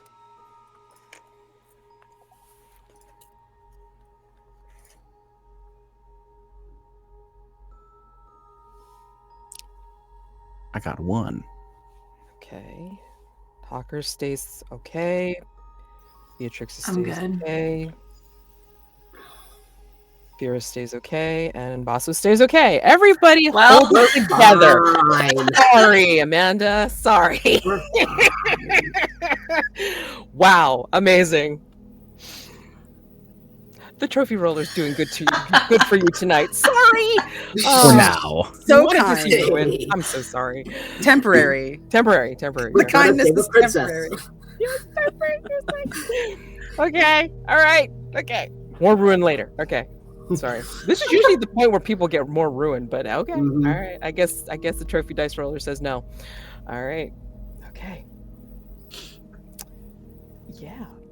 All right. I'm not even gonna ask, because I think maybe you all rise as one from your places at this table, and I think you finally see each other. What look do you see on what look do you see on the opposite face? Fira, what do you see on Basso's? What look do you see on Basso's face?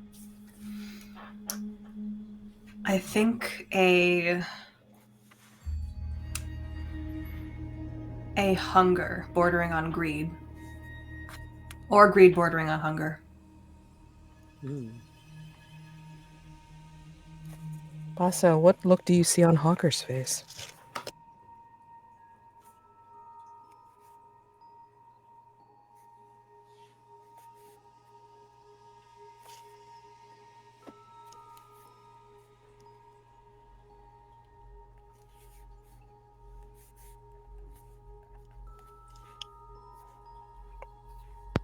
There is the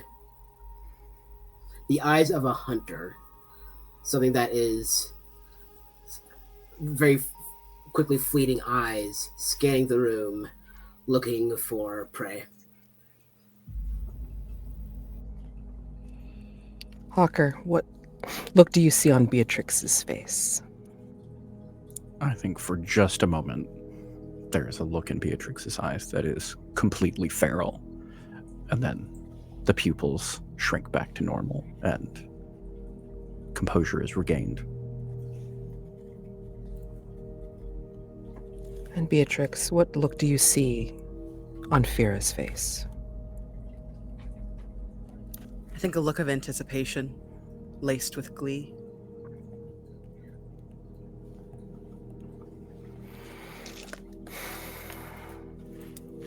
The splendor of that long ago time dissolves away, leaving the ruinous crumble you see before you.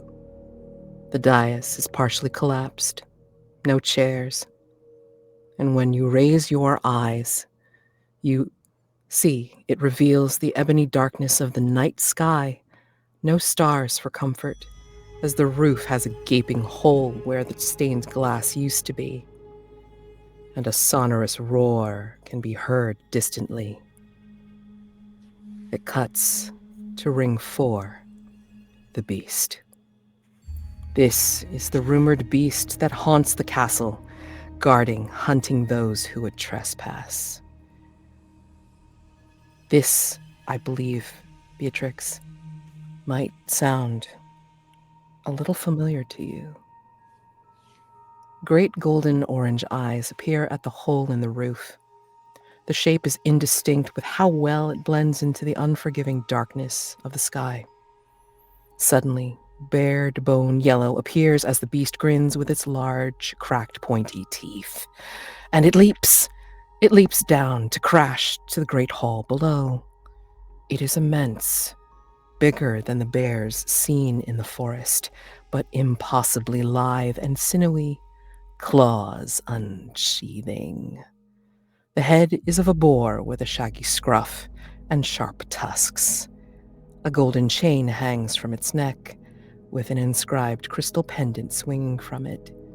It lands in a crouch, scenting hard for those who have dared cross into its territory.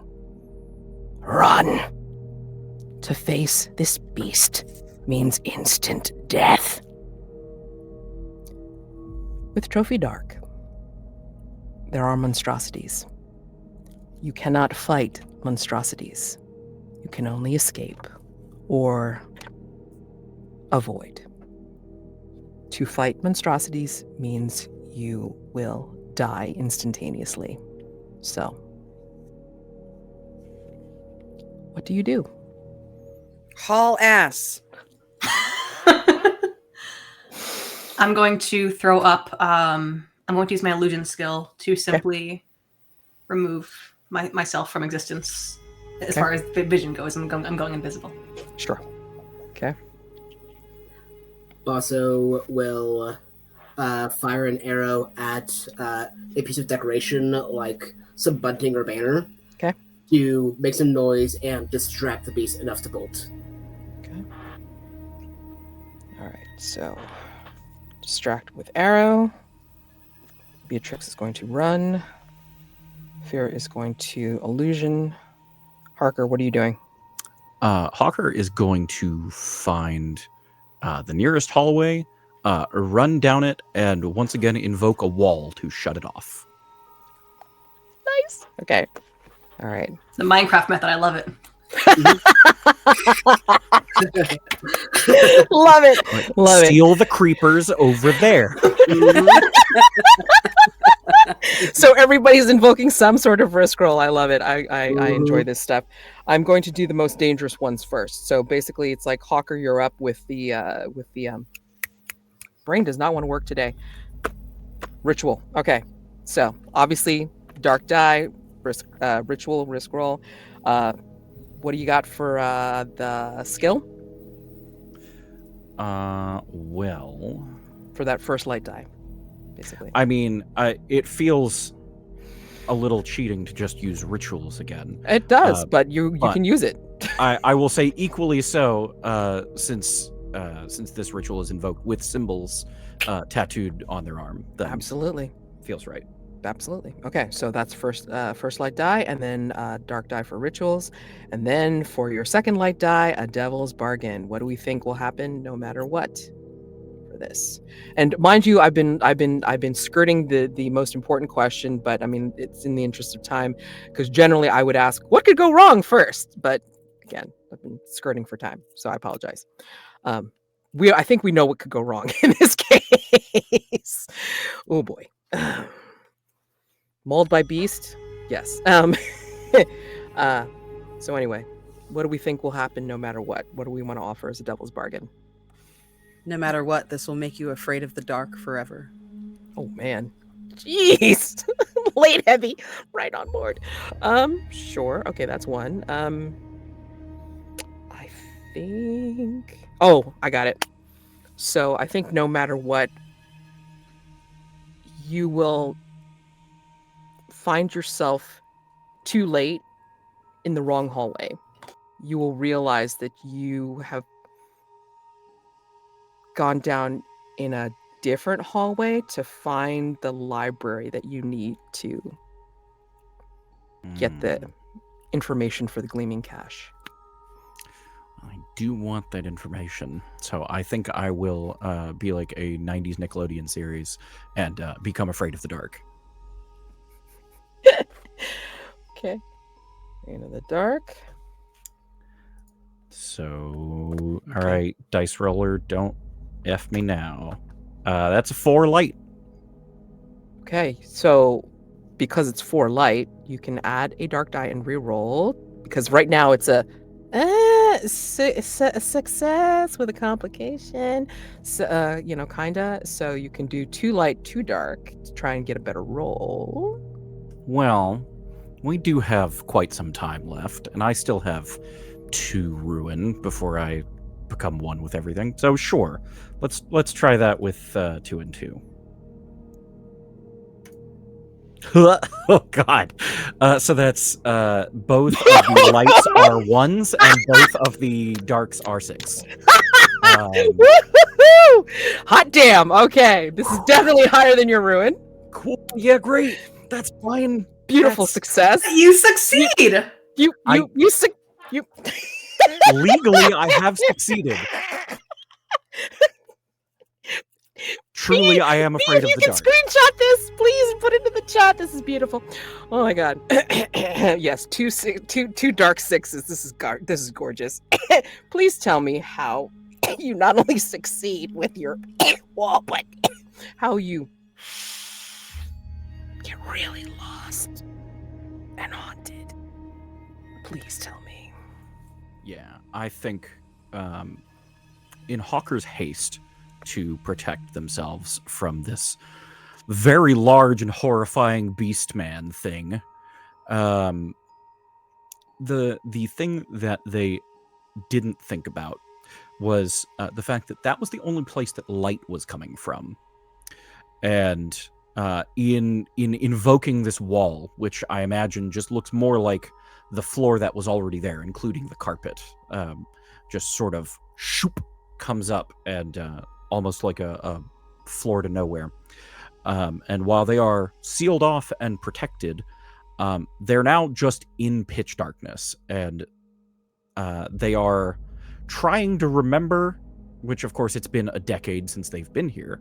They're trying to remember what hallway to go down, tripping over, discarded chairs, perhaps bumping into some of these unseen servants if they are about.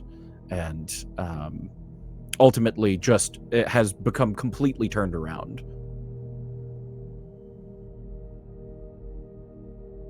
You have nowhere, you have no when, you cannot orient yourself, because even with the gaping sky above, there are no stars.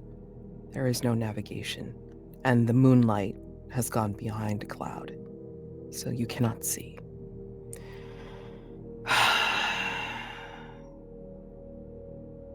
Fira, you wanted to cast an illusion to disappear. Yep. Okay, so that is already your skill, so that's your first light die. This is dangerous because if it does not work, this is going to be risking your... Bad. Yeah, this is going to be bad. This is going to be risking you for sure. And then your second light die comes from a devil's bargain. Anybody got anything they want to offer up to you? No matter what. No matter what, this cowardice will stir the morning night spirit, and they will seek compensation.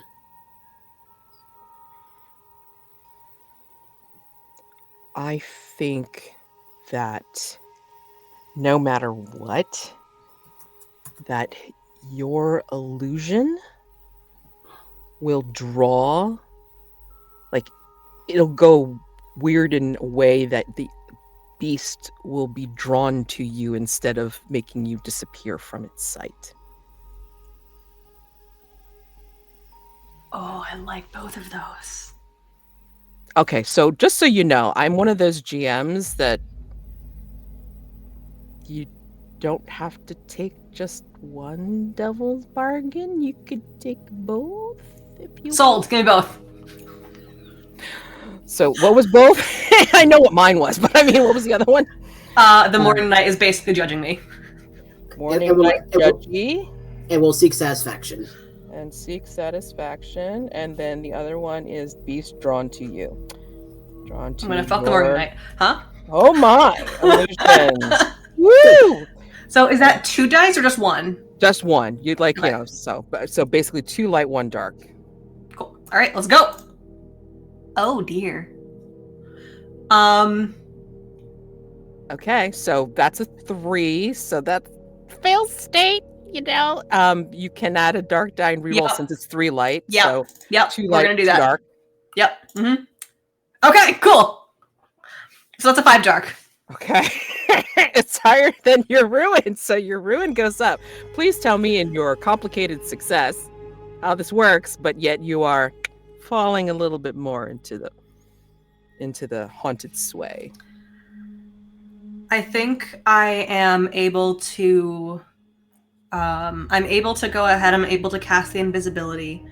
But it's a little bit of it chips away at my identity just a little bit more. And with the loss of even being able to see myself, literally, I am starting to lose sight of who I am, metaphorically as well.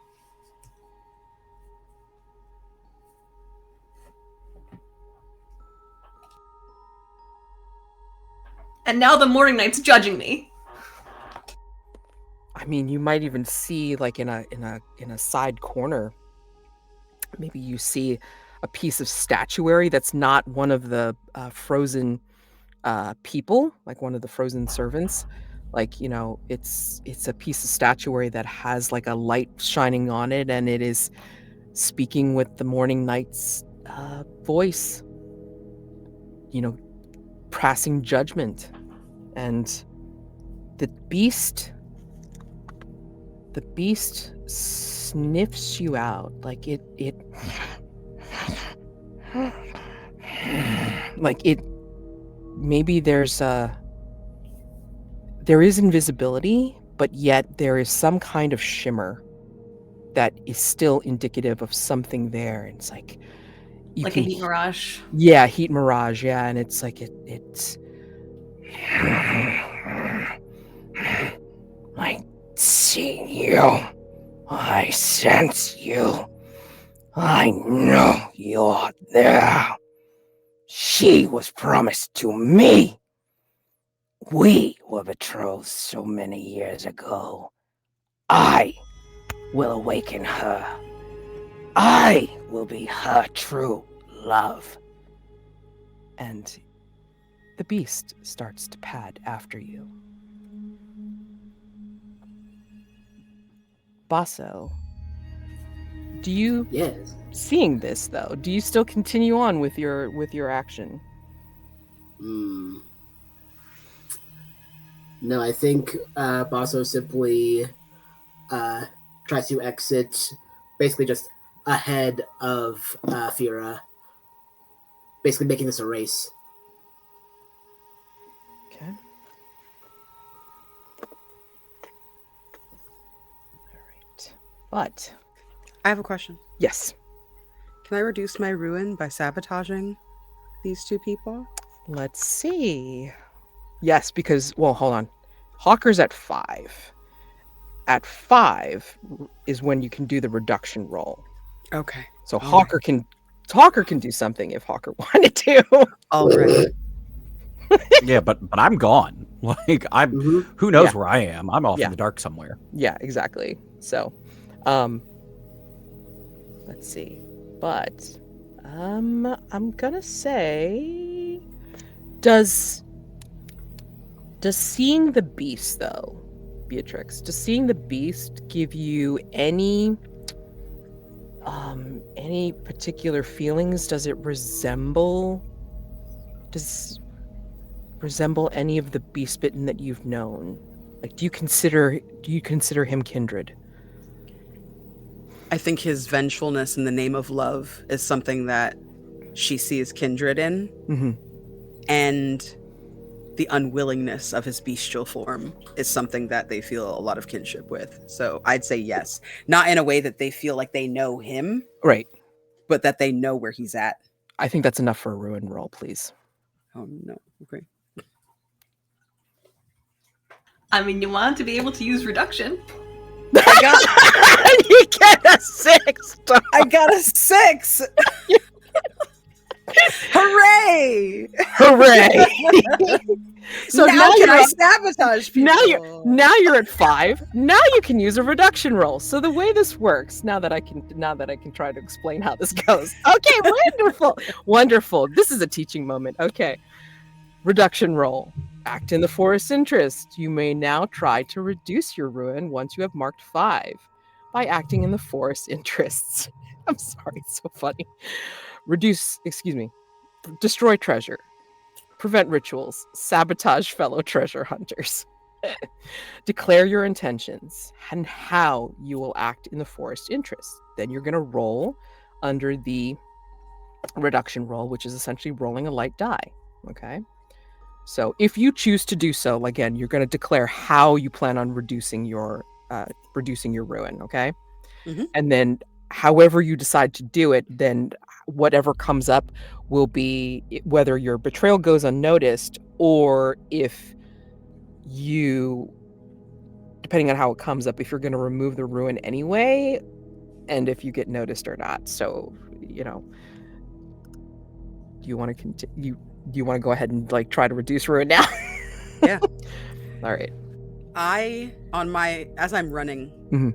to try and seek some kind of shelter Sure. or safety, Yeah. I throw a dazzle over my shoulder, which is awesome. bright, sparkling lights to stymie the two people that are currently racing against one another. I know what this creature is feeling, and this creature is a part of the forest and a part of this world now. Nice. And I don't want to marry the princess. So I love it. Go ahead and do a reduction roll, please. Just roll the 5. Okay, so let's look at the reference sheet. Okay, is the light die less than your current ruin? No.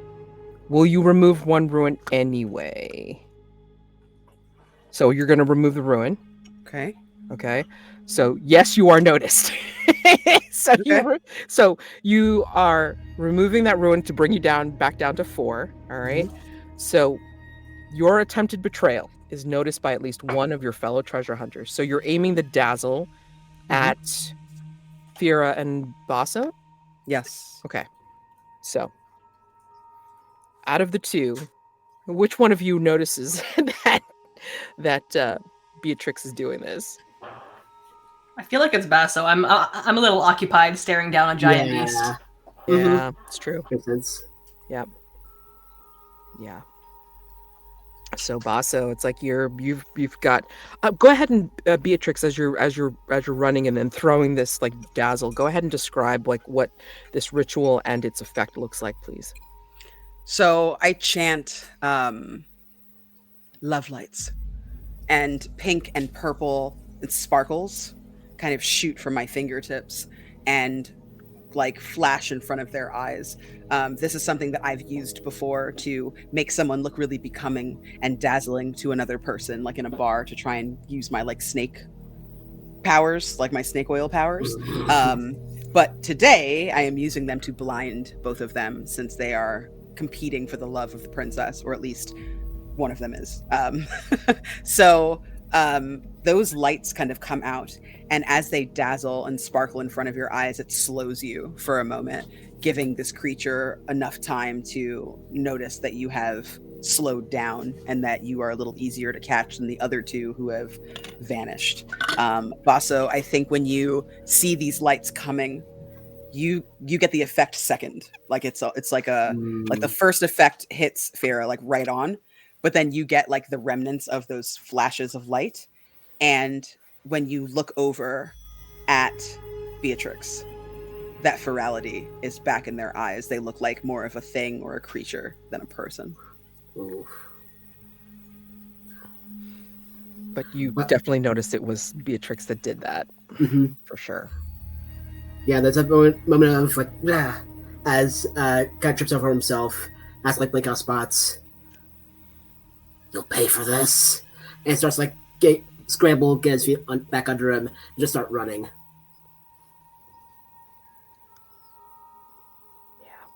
Hey, Mads. Yes.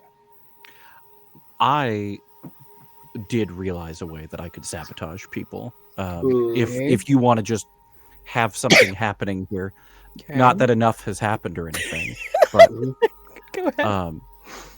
Wouldn't it be funny if that ritual that started that wall just kept going around to the other hallways?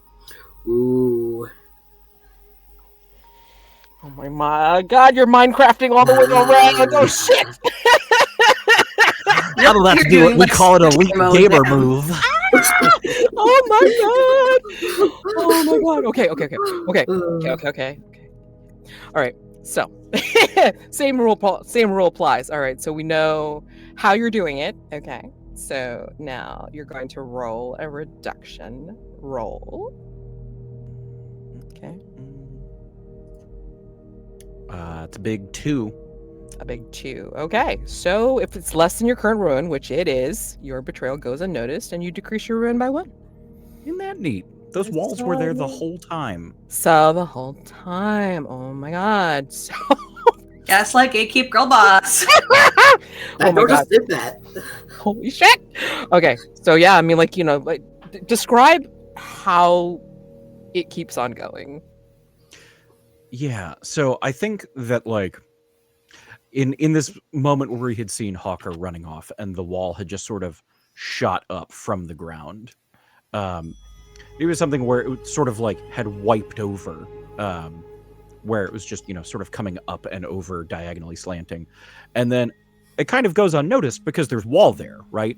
But then as time passes and we see this sort of just like ripple going through the stonework, as it gets to the next hallway, it just keeps on going, just shoop, and cuts that off as someone has gone right through it, and then shoop, cuts off the other one as they've gone right through it, and shoop, behind the last one, and we're all off in our own part of the maze.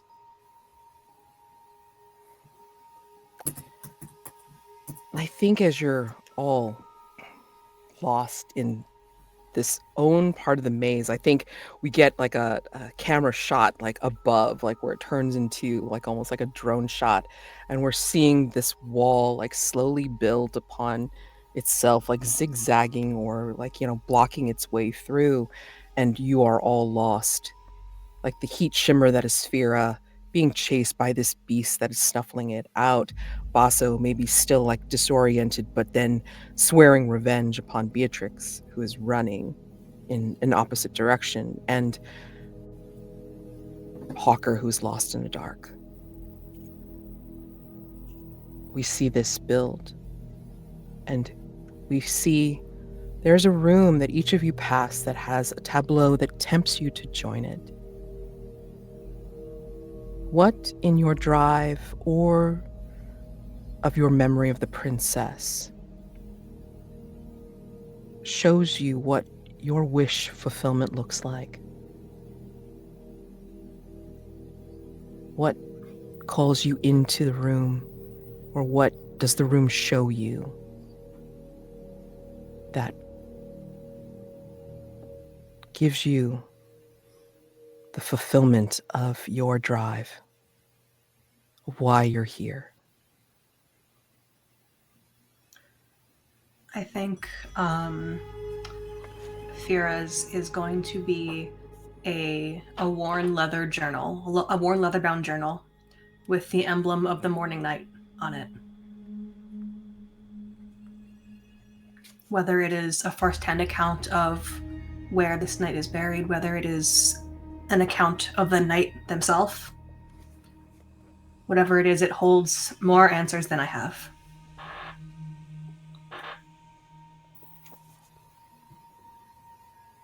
It is a mural of one of the older kings and his knights off on a hunt. Wild, free, in eternal ease of pressure.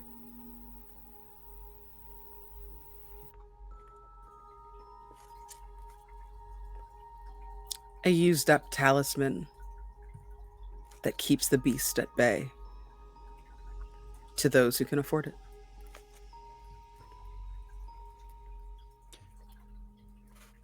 I think Hawker's is a scribe's room, a room where a monk or someone is scribing scrolls, other texts, and very obviously there is a very large map that looks very familiar.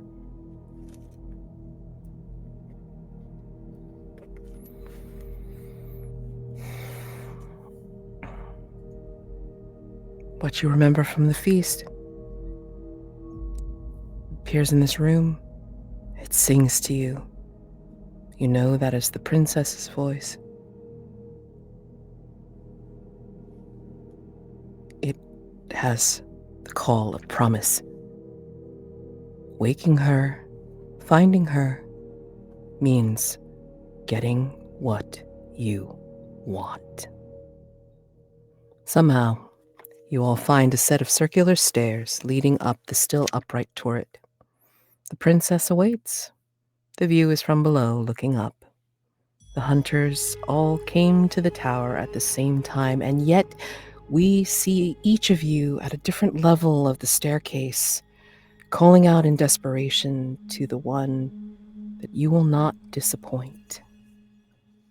As we cut to ring 5, the lovely somnolent, the princess's room. Here she sleeps. You see her prostrate form, bedecked in finery, befitting her station. It is as she is only sleeping. She is as she was 10 years ago. She has not aged since her 21st birthday when the curse took hold. A jarring light suddenly changes the atmosphere as the single window in this well-appointed room shows the dawn shining in. But it smiles a sinister light, a red as if it would burn blood in the dark sky. You blink, oblivious of anyone else in the room except her unconscious form as you approach her bed. You have traveled so far and been through so much to come to me. What do you offer in order to wake me from this cursed dream? Her voice murmurs into your ear alone. It is you. It has always been you alone to save me. No one else. Don't let anyone else take this opportunity from you. I can help you get what you want.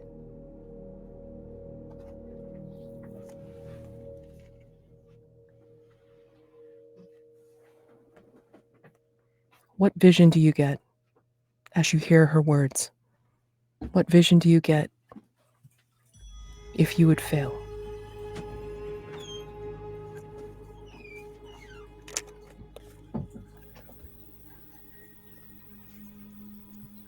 Basso remembers a moonlit ball as a very early approach to court the princess. It is slow. It's a bit bumbling. But then in montage, we see a little bit further him remembering the most fleeting mention of a figured pastry. It is the remembrance of her mother's passing and an offer of comfort. At some point, it is an unwanted duke trying to make his own advances, and Basso steps in, not because he got there first, because he knew the princess didn't want him. While she can build her walls, all walls need archers to be properly defended. But as he imagines offering that close kiss, he imagines himself faltering, that uncertainty still gnawing at the back of his mind. And he imagines himself coughing and choking, eventually retching the brackish water of the moat and drowning on dry land.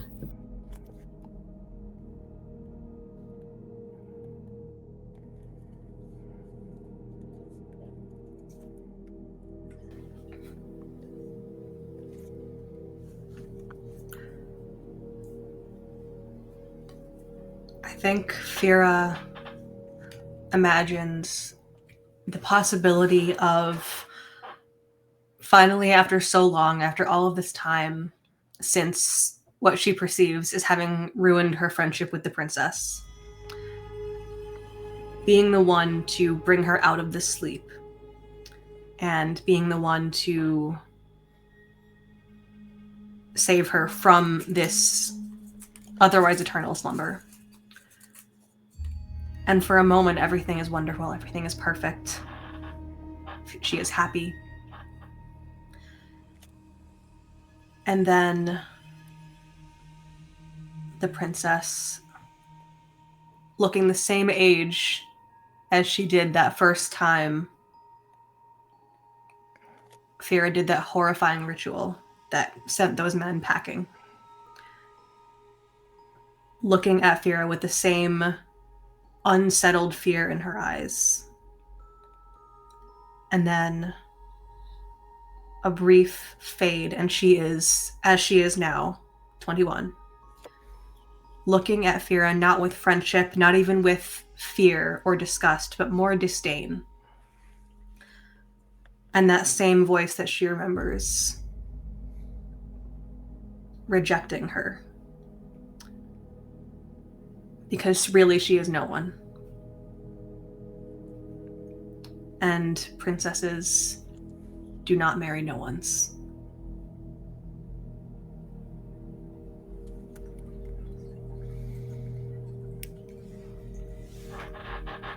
Beatrix sees a vision of herself helplessly transforming against her will, offering up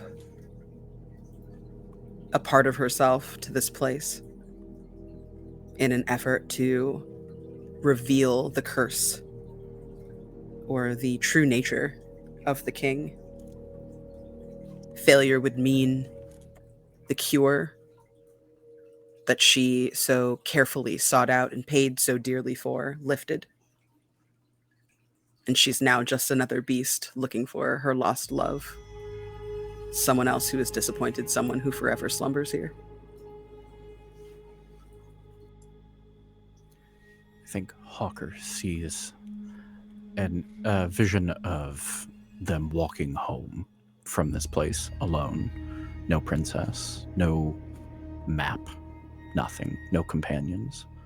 Just walking home empty-handed and having to face what remains of the court and being just summarily thrown out, excommunicated, banished, sent packing with no ceremony to it, just completely barred from this place and set to be penniless with no one around them for the rest of their days.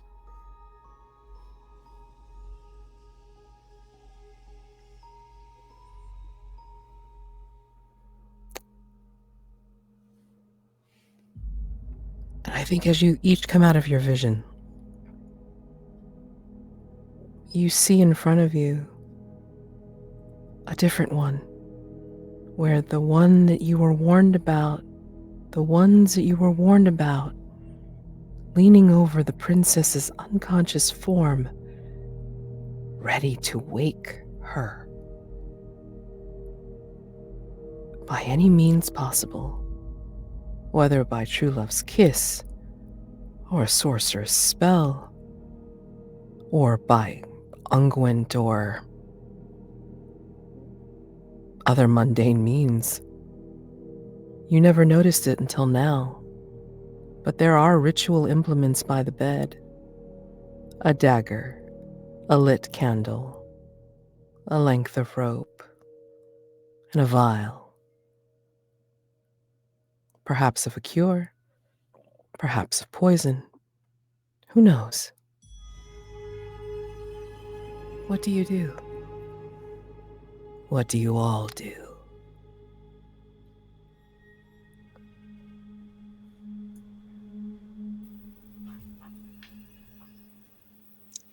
I've got a thought. Hawker sees these ritual implements, and their suspicion is that the princess has cursed this place by accident or by her own mind, and that these implements sat on this bench, left alone all of this time, are whatever is anchoring the spell. Now, I didn't take that other ritual that lets you unbind rituals, but I sure did take the one that lets you blow things up. And so I would like to invoke my other ritual, Bolt. Okay. To throw a crackling arc of heat and energy at this table that contains these other ritual implements to destroy them. Okay. Basso did take the other ritual, so if you'd like to contest over it, we can see who gets that off first. I would love that. That feels like a thing that we haven't engaged with, and boy howdy, howdy. We are using every part of this game. Oh my god, this is great. Oh, so son of a bitch. Okay, okay. This is Unravel. Okay. Mm-hmm. Before we, I want to hear what Fiera and Beatrix are planning on doing. Yeah. I mean, mind you, okay, so remember, I said that each one of you are seeing who you were warned about. Yeah.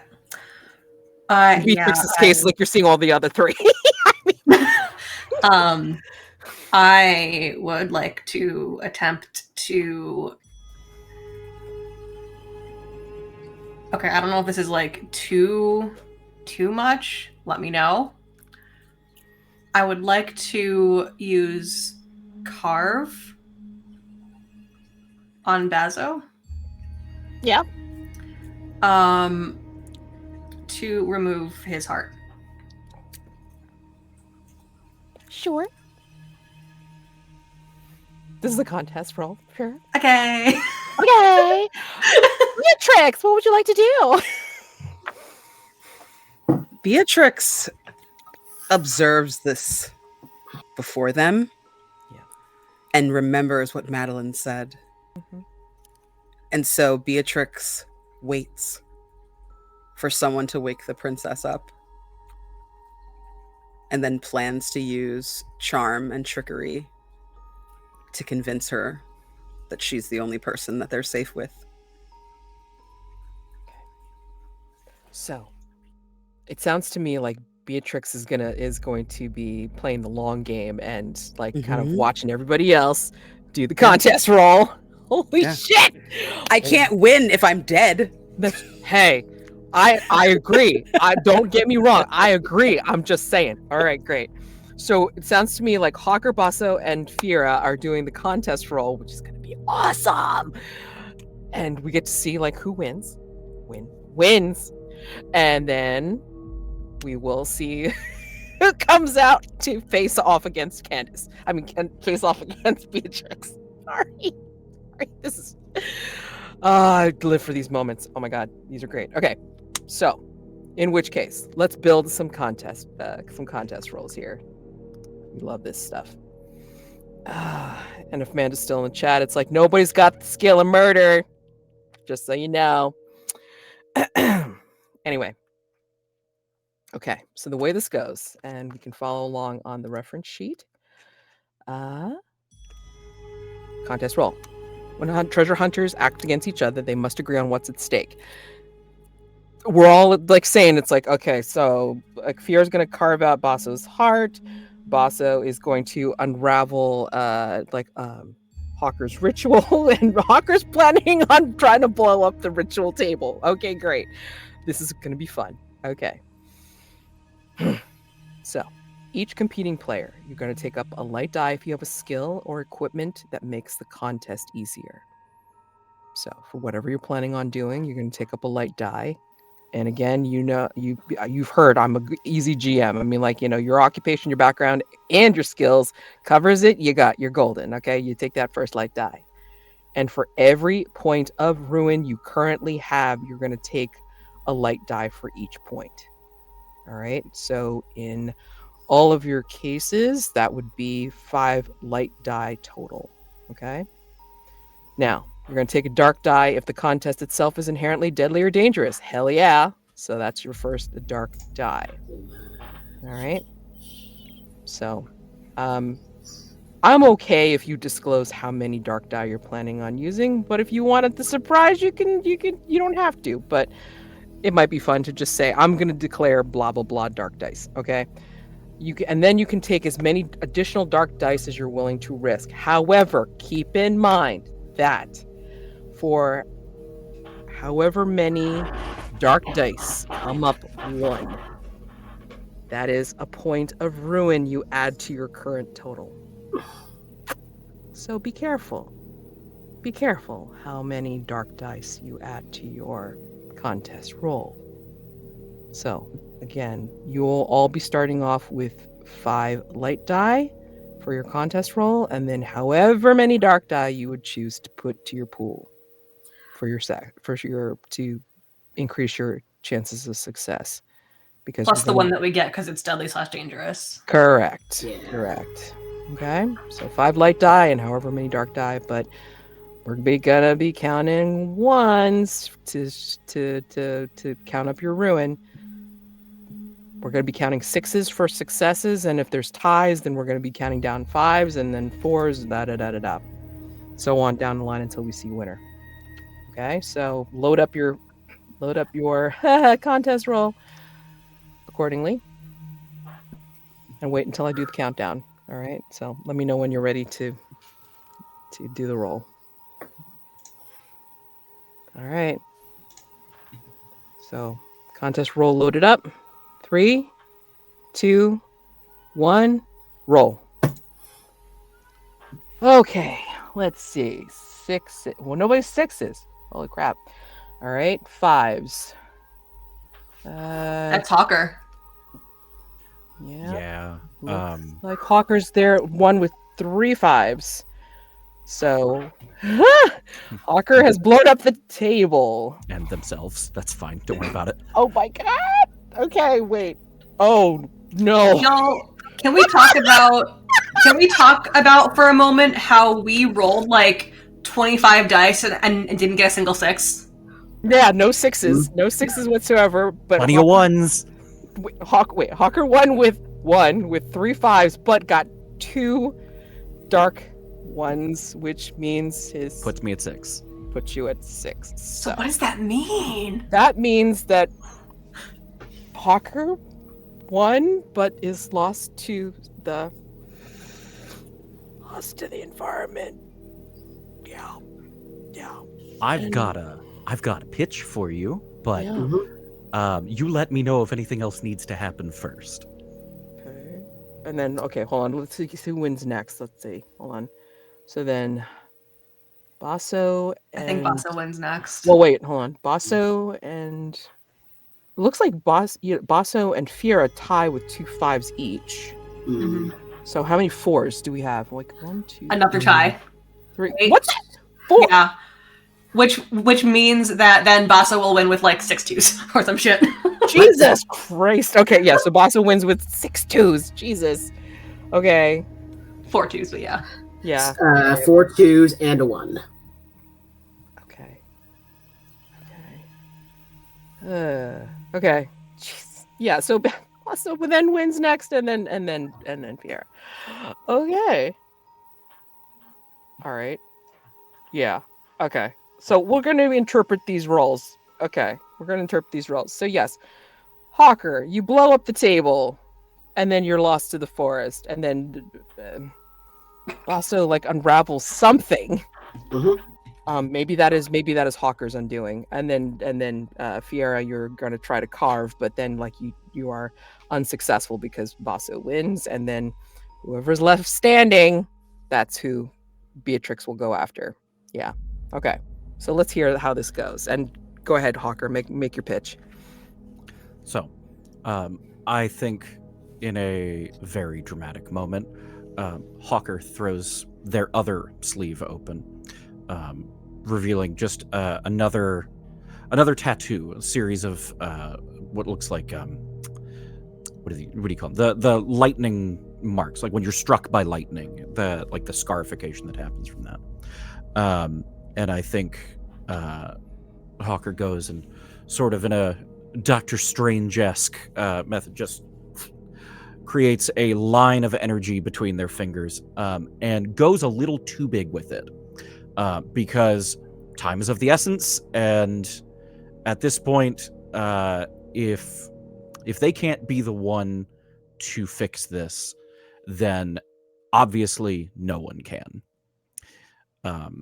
And if the princess wanted people to sleep, then maybe it's just best if everyone goes to sleep one way or the other.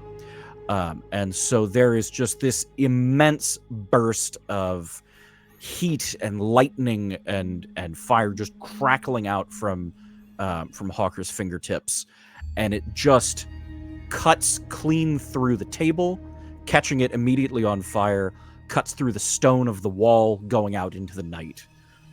And there is a groaning sound of stone and mortar coming undone as part of the tower begins to fall away.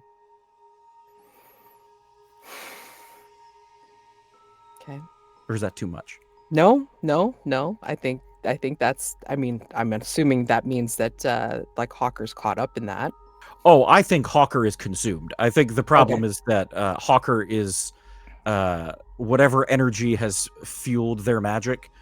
It's just unchecked at this point and has gone wild, and will, if not right now, very shortly consume them into nothing, leaving only their hat behind. Although, I mean, Basso, please take up the tale with your unravel and tell me what you do with it.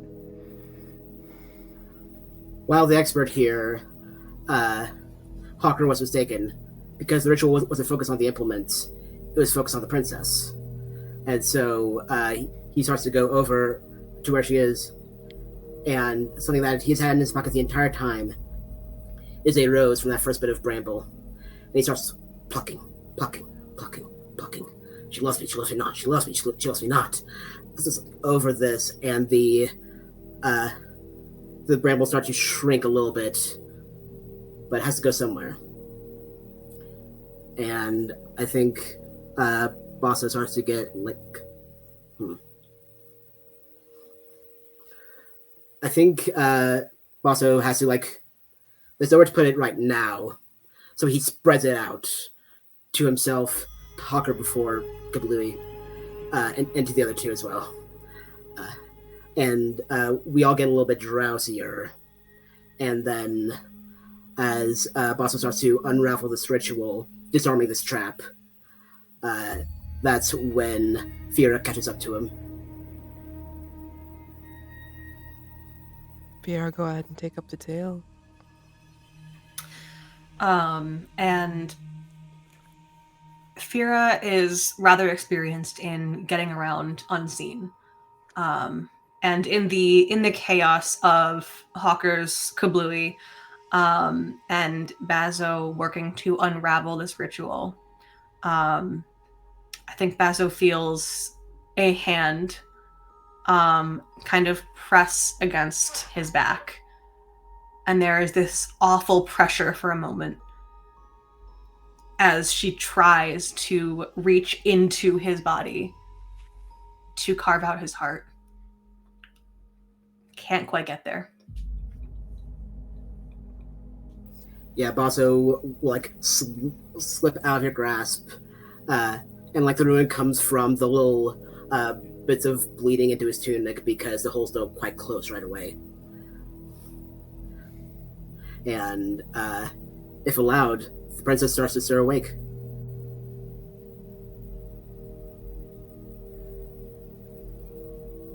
I think she stirs, and then she will turn eyes upon you both. But what does Beatrix do upon seeing this?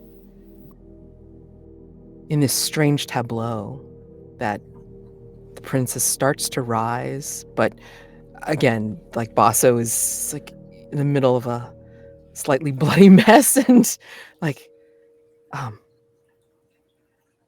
Fiera's in a failed attempt upon his life, I suppose.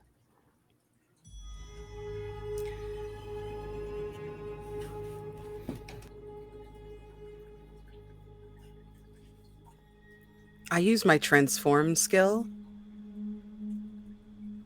to turn into her most trusted handmaiden that I'd seen her walking with in the garden. And I tell her that I can lead her to safety. May I sabotage that? Because I am at 5 ruin now. Ooh, damn. Okay. Mhm. All right. Well, I mean, it's gonna be pretty obvious for sure. Mm-hmm. Yeah. I think as Beatrix starts to like change her face, Basso will just like not even thinking to grab the bow, just pull an arrow out of the hip cover. No, you don't. And we'll start to dive for them. Go ahead and do a reduction roll. I'm just curious to see what it does. I mean, like, you're going to decrease the ruin anyway. But yeah, just curious to see what it's going to look like. That's a 1. Goes unnoticed, which I kind of hard to believe.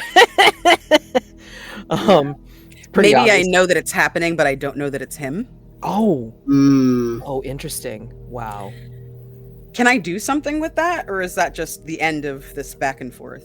No, I mean, like, you know, you can totally do something with it. Well, Basso can reduce their ruin for sure, but I mean, like, you feel this stab in your, you know, in your chest as you're feeling this, you know, this wound coming from, like, somewhere. Maybe the reality is starting to come upon you so close to your goal here, and you are fighting for the princess's attention. I think this is bringing us to yet another contest roll. I mean, it's literally mano a mano now. Okay. Yeah. So, yeah. Stakes are whatever action you want to take against Basso, seeing, you know, seeing him across the princess's bed, and Basso, you're seeing Beatrix across the princess's bed. So again, you two are mano a mano. Beatrix says, "You would stab me? You would harm the princess's handmaiden? Princess, he is in league with the beast. The beast that seeks your hand, that haunts these halls. Do not go with him. He is like your father. And you and I both know that he is not what he seems." Fiora, and I you hand want her to the pendant. That Fiora, beast. Ooh. Fiora, you want to get on this too? Get another two? So, yeah, I was kind of hoping to kind of like slip in. And just be like, she is not what she seems. Let's go. Let's get away from this. Let them kill each other. Final contest roll. So, stakes are you're all going at it across the princess's bed. This is great. Oh my god. All right. Wait. I didn't realize this was that kind of stream. Yeah. Meow. Yeah. Wow. Okay. Same rules. So, first light die for skill. We got it. Okay. And then, like, you know, 1 point of ruin for every 1 point for every point of ruin that you got. So 5 light die, and then however many dark die. This is dangerous, obviously. So however many dark die that you want to put in. Okay. And again, remembering that every 1 dark die that you have will put you in a point of ruin. Okay? So, load up your contest die roll. I'm gonna ruin myself. Holy fuck. Oh, God. Yep, all right. I'm ready. Okay, Beatrix, you ready? I rolled. Okay, Oh. go ahead. Oh, I'm taken. Oh, what? Wait a minute. Ah! God dang it. I can't see. All right. Was I supposed to roll more dice? I only have 1 black die. You could put in as many dark die as you want. Like, you want to go ahead and re-roll? I mean, I feel like 2 5s and a 6 on my white die is pretty solid. So to keep that, I'm gonna leave that right alone. Yeah. Okay. I also have 2 6s, so it goes to 5s. Okay. So, how many 5s does Basso 3. have? 3 5s. 3 5s. Yeah. So Basso wins with 3 5s. Yeah. And no one. Oh no, 2 1s. Oh no. But 2 light ones, so you're fine. It's the dark die that you have to worry about. Yeah. Oh no! Yup. Fira's got 2 dark ones. Oh, She lost to the forest. Oh my god. Okay. Ruin up 1, not by 2. It even tells you in the thingy. So. oh, thank you. Okay. Yeah. So Fira's lost to the forest. Bye. Bye! Oh my god. Yes.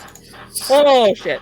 Basso won, and Beatrix is second, but still lost to Basso.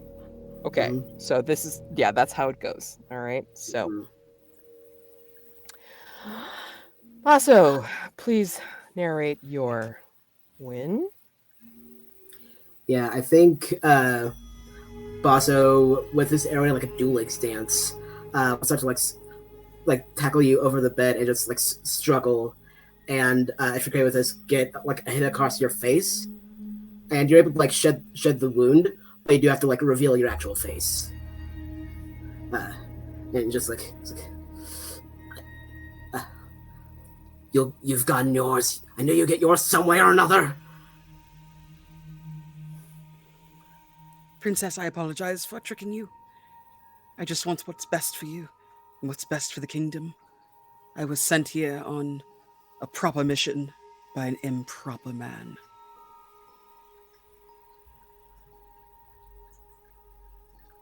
Is that what these rituals are for? To escape his cruelty? Is that why you did this, princess? She's already lied to you before. How can you trust her now? It's me. I've always been me. I want nothing from you. My quarrel is with your father. Letting you go would upset him, and hopefully get him to reveal who he truly is. He wants something from you. Your hand in marriage, your children, whatever future you can have together. Your love. I want your freedom in exchange for his embarrassment, the ruin of your father.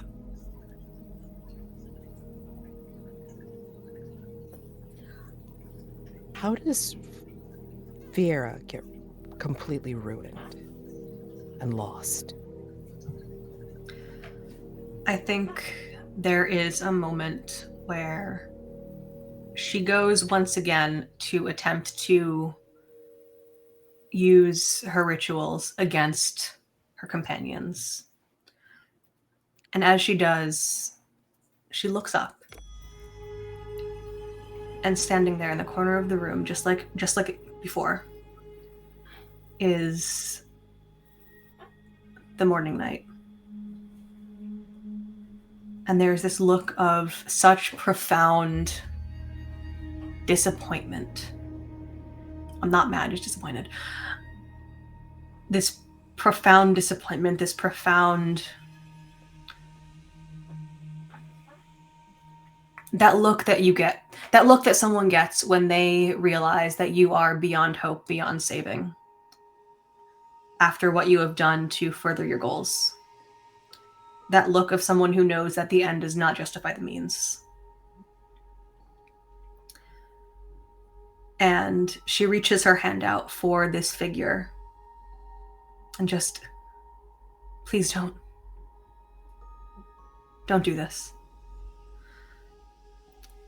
And she follows as this Morning Knight steps out the window.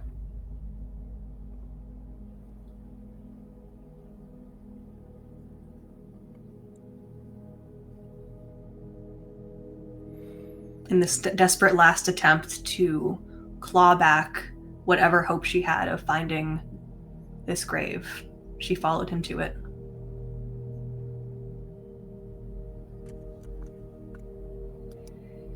And she is lost. Is everybody okay with that? Does that cross anybody's safety? It's okay? Okay. I double-checked the safety sheet. Okay, just making sure. Okay, just making sure. All right. Everybody will be okay. Okay, cool. All right. I think I'm going to leave it at that for right now, especially for time. And just want to do a quick epilogue. Normally we would do an ending, but I mean, like, it's like for a longer, lengthier game. Again, I just want to be respectful of time. So I want everybody to, if you've survived, then to give an epilogue. It can be any time, any point in the future, because if you've survived Trophy, you need to say at a point in time in the future of how you survived, but how you are forever changed from your experience, where you are. And if you have not, then how the world has gone on, even with your passing. What do you think?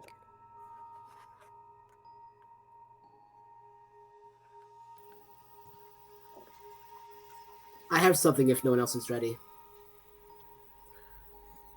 So eventually, the princess regains herself. The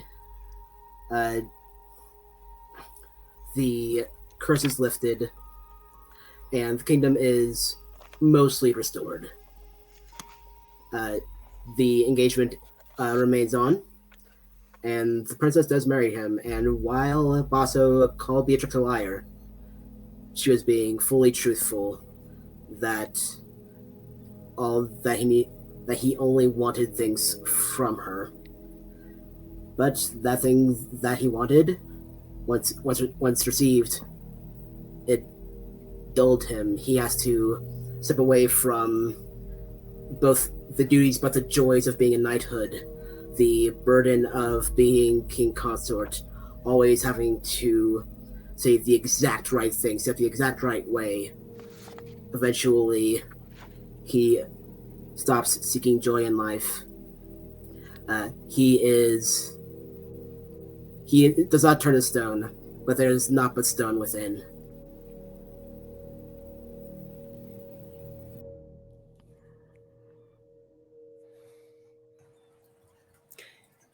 Beatrix leaves the castle, and as the curse is lifted, finds the opportunity to return to their former life, rather than heading back to the other village in shame.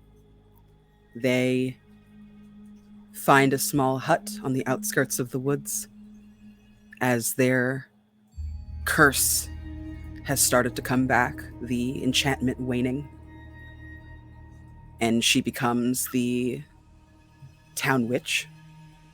She's not known for her power, but she is known for eccentricity, talking to someone named Madeline day in and day out, having warring conversations, constantly weeping.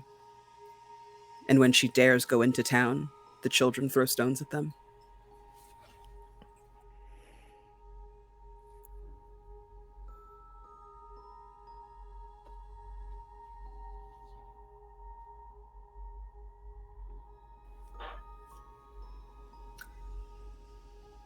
I think the sad truth about the world without Fira is that it goes on mostly unchanged.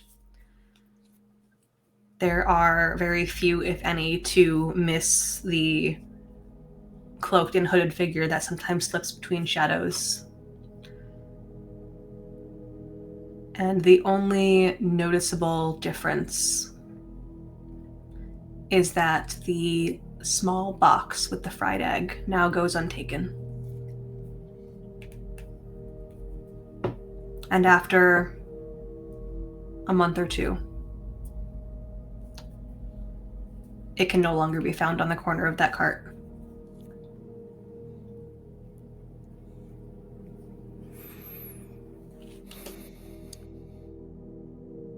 I think that the immediate material reality of Hawker was that they had fallen into deep poverty, and so whatever small apartment they maintained is quickly opened and rented out to someone else, their meager belongings given off to whoever might need it. But I think over many years, as the curse is lifted and people are able to return to the kingdom, there becomes a cautionary tale among those who would invoke rituals of not ending up like the Hawker and being careful about how much you're willing to bargain for power and what you might do. And they say that sometimes, if you gamble a little too much, you might see a person in a green tunic with a wide-brimmed hat looking at you from the forest's edge and just slowly shaking their head. Amazing. And that is the end of our game of the lovely Somnolent. Thank you all so much for joining us this evening, this morning, wherever you are. Oh my gosh, thank you all so much. Oh my gosh, thank you, thank you. Thank you for joining us. Please remember to donate if you haven't already. Enter the giveaway in chat with !enter. Just going to reintroduce ourselves. Again, I'm Madeline Colley, Mads for short, she, they pronouns, play a lot of trophy, run a lot of trophy, or I used to, and hopefully we'll do again. Schedule's so damn busy. I'm going to plug my YouTube channel, Madeline Colley, and I run a bunch of games and stuff on it. Yay. And I'm currently playing a lot of games on other people's channels so far, so it's been fun, and hope to see a lot of you again. Running and playing a lot of games in the future as well. So I'm gonna pass it along to Levi. Plug yourself. Like, what are you doing, and where we can find you? I am Levi Phipps. Like the Genes.bluesky.social. Levi-Phipps. Nope, not that anymore. Like the Genes.itch.io. There's not a whole lot, mostly playbooks for Interstitial and Monster Hearts, but I am in the midst of playtesting Tales from the Cape City, a Batman Cape Crusader inspired game. If you like CFB, if you like Noir, you're going to be into that. Ashcan Edition, eventually. You can also find me most Sundays, except for the last of the month, at 8:30 Mountain Time on Lantern Light Adventures on Twitch for Air of the Dragons, if you have the stomach for 5e. That is basically it, but I do hope on seeing each and all of you again and running far more in the future. Adam? Hello and goodbye. My name is Adam Seats. I am at iknowadamseats.bsky.social on Bluesky. You might know me from a thing that my friend Jake and I wrote a couple years back called One Night Strahd. Let's see. There's, of course, this lovely Mimic shirt referencing a project I worked on called Coming Out of Mimiclandia last year. That was neat. You can find me, at least for the rest of this season, as a GM on Project Derailed's anthology RPG series called Fables Around the Table, where I am running an Old Gods of Appalachia RPG. I was also on their Mothership season before that, and popping up all sorts of weird places over the internet doing streams and one-offs like this. Jen? Hello, friends. I have been Jen, aka Jen Burb, on the internet. That's pretty much my name in all the places. Just Jen Burb. If you do not see a Jen Burb, I am not on that platform. I am most active on Blue Sky. I do performance, production, project management, overlay design. I'm a bit of a jack of all trades. If you need any help with anything, drop me a line. And also put me in your APs, because I occasionally will say sad things and break people's hearts. And yeah, that's me. And Candace. Hello, everybody. My name is Candace. You might have seen me around the internet as Candace the Magnificent. It's been a pleasure to be here. Just realized that I called my NPC Madeline, and that's definitely your name because I call you Mads. Sorry if that was weird. You can find me at the Candace Marie on Blue Sky and this much on Twitter, and at Candace Magnificent everywhere else. If you want to hear or see more of my stuff, please check out Three Black Halflings, where I have been a guest host and am in their latest AP, City of the Black Rose, Herald of Shadows. You can hear me in the podcasts Frequencies and Bloom and Blight, both of which are AP podcasts. The audio drama Partial Veil, which is like a cosmic horror meets Fargo sort of situation. And in the new video game Monaco 2, out everywhere on every platform from Pocket Watch Games. All right, thanks everyone. And just as a reminder, this incursion of mine, the lovely Somnolent, is available for sale. Pay what you want right now. Available on my itch page, Madeline Colley, on itch.io. And I'm also available again on Blue Sky, as well as on Discord, and again on YouTube as Madeline Colley. Yay, easy to find. All right. So the next game that is up in our TTRPG charity stream is going to be Thirsty Sword Lesbians this morning at 6 a.m. to 9 a.m. Central Daylight Time, as well as 12 p.m. to 3 p.m. BST. So, I mean, like, make sure that you catch it in a few hours. Oh my God. All right. So, yeah, keep catching the charity stream. I don't know what numbers we're at. Do we have a number, like, for where we're at right now? We are at 960 out of our goal of 1,000. Come on, people. Which is absolutely incredible considering our initial goal was 200. Amazing. Let's see if we can blow this out of the water, though. Let's see how much we can raise for Trans Lifeline, shall we? Come on, guys. Push it. If it will help, there's my co-producer right there. All right. Do it for the co-producer. Do it for the co-producer. Do it for the co-producer. It's We got only this. $40. Only. Exactly. That's all right. That's all right. All right. So remember, donate, and then also we've got the giveaways in chat again. ! Enter if you want to get in on those giveaways. Come on, let's go. Let's do it. All right. So thank you all again for joining us in the chat, watching, and it's been great playing with you all, and providing the introduction to this game. If you haven't seen this before, thank you all so very much. All right. See ya. Woo! Bye.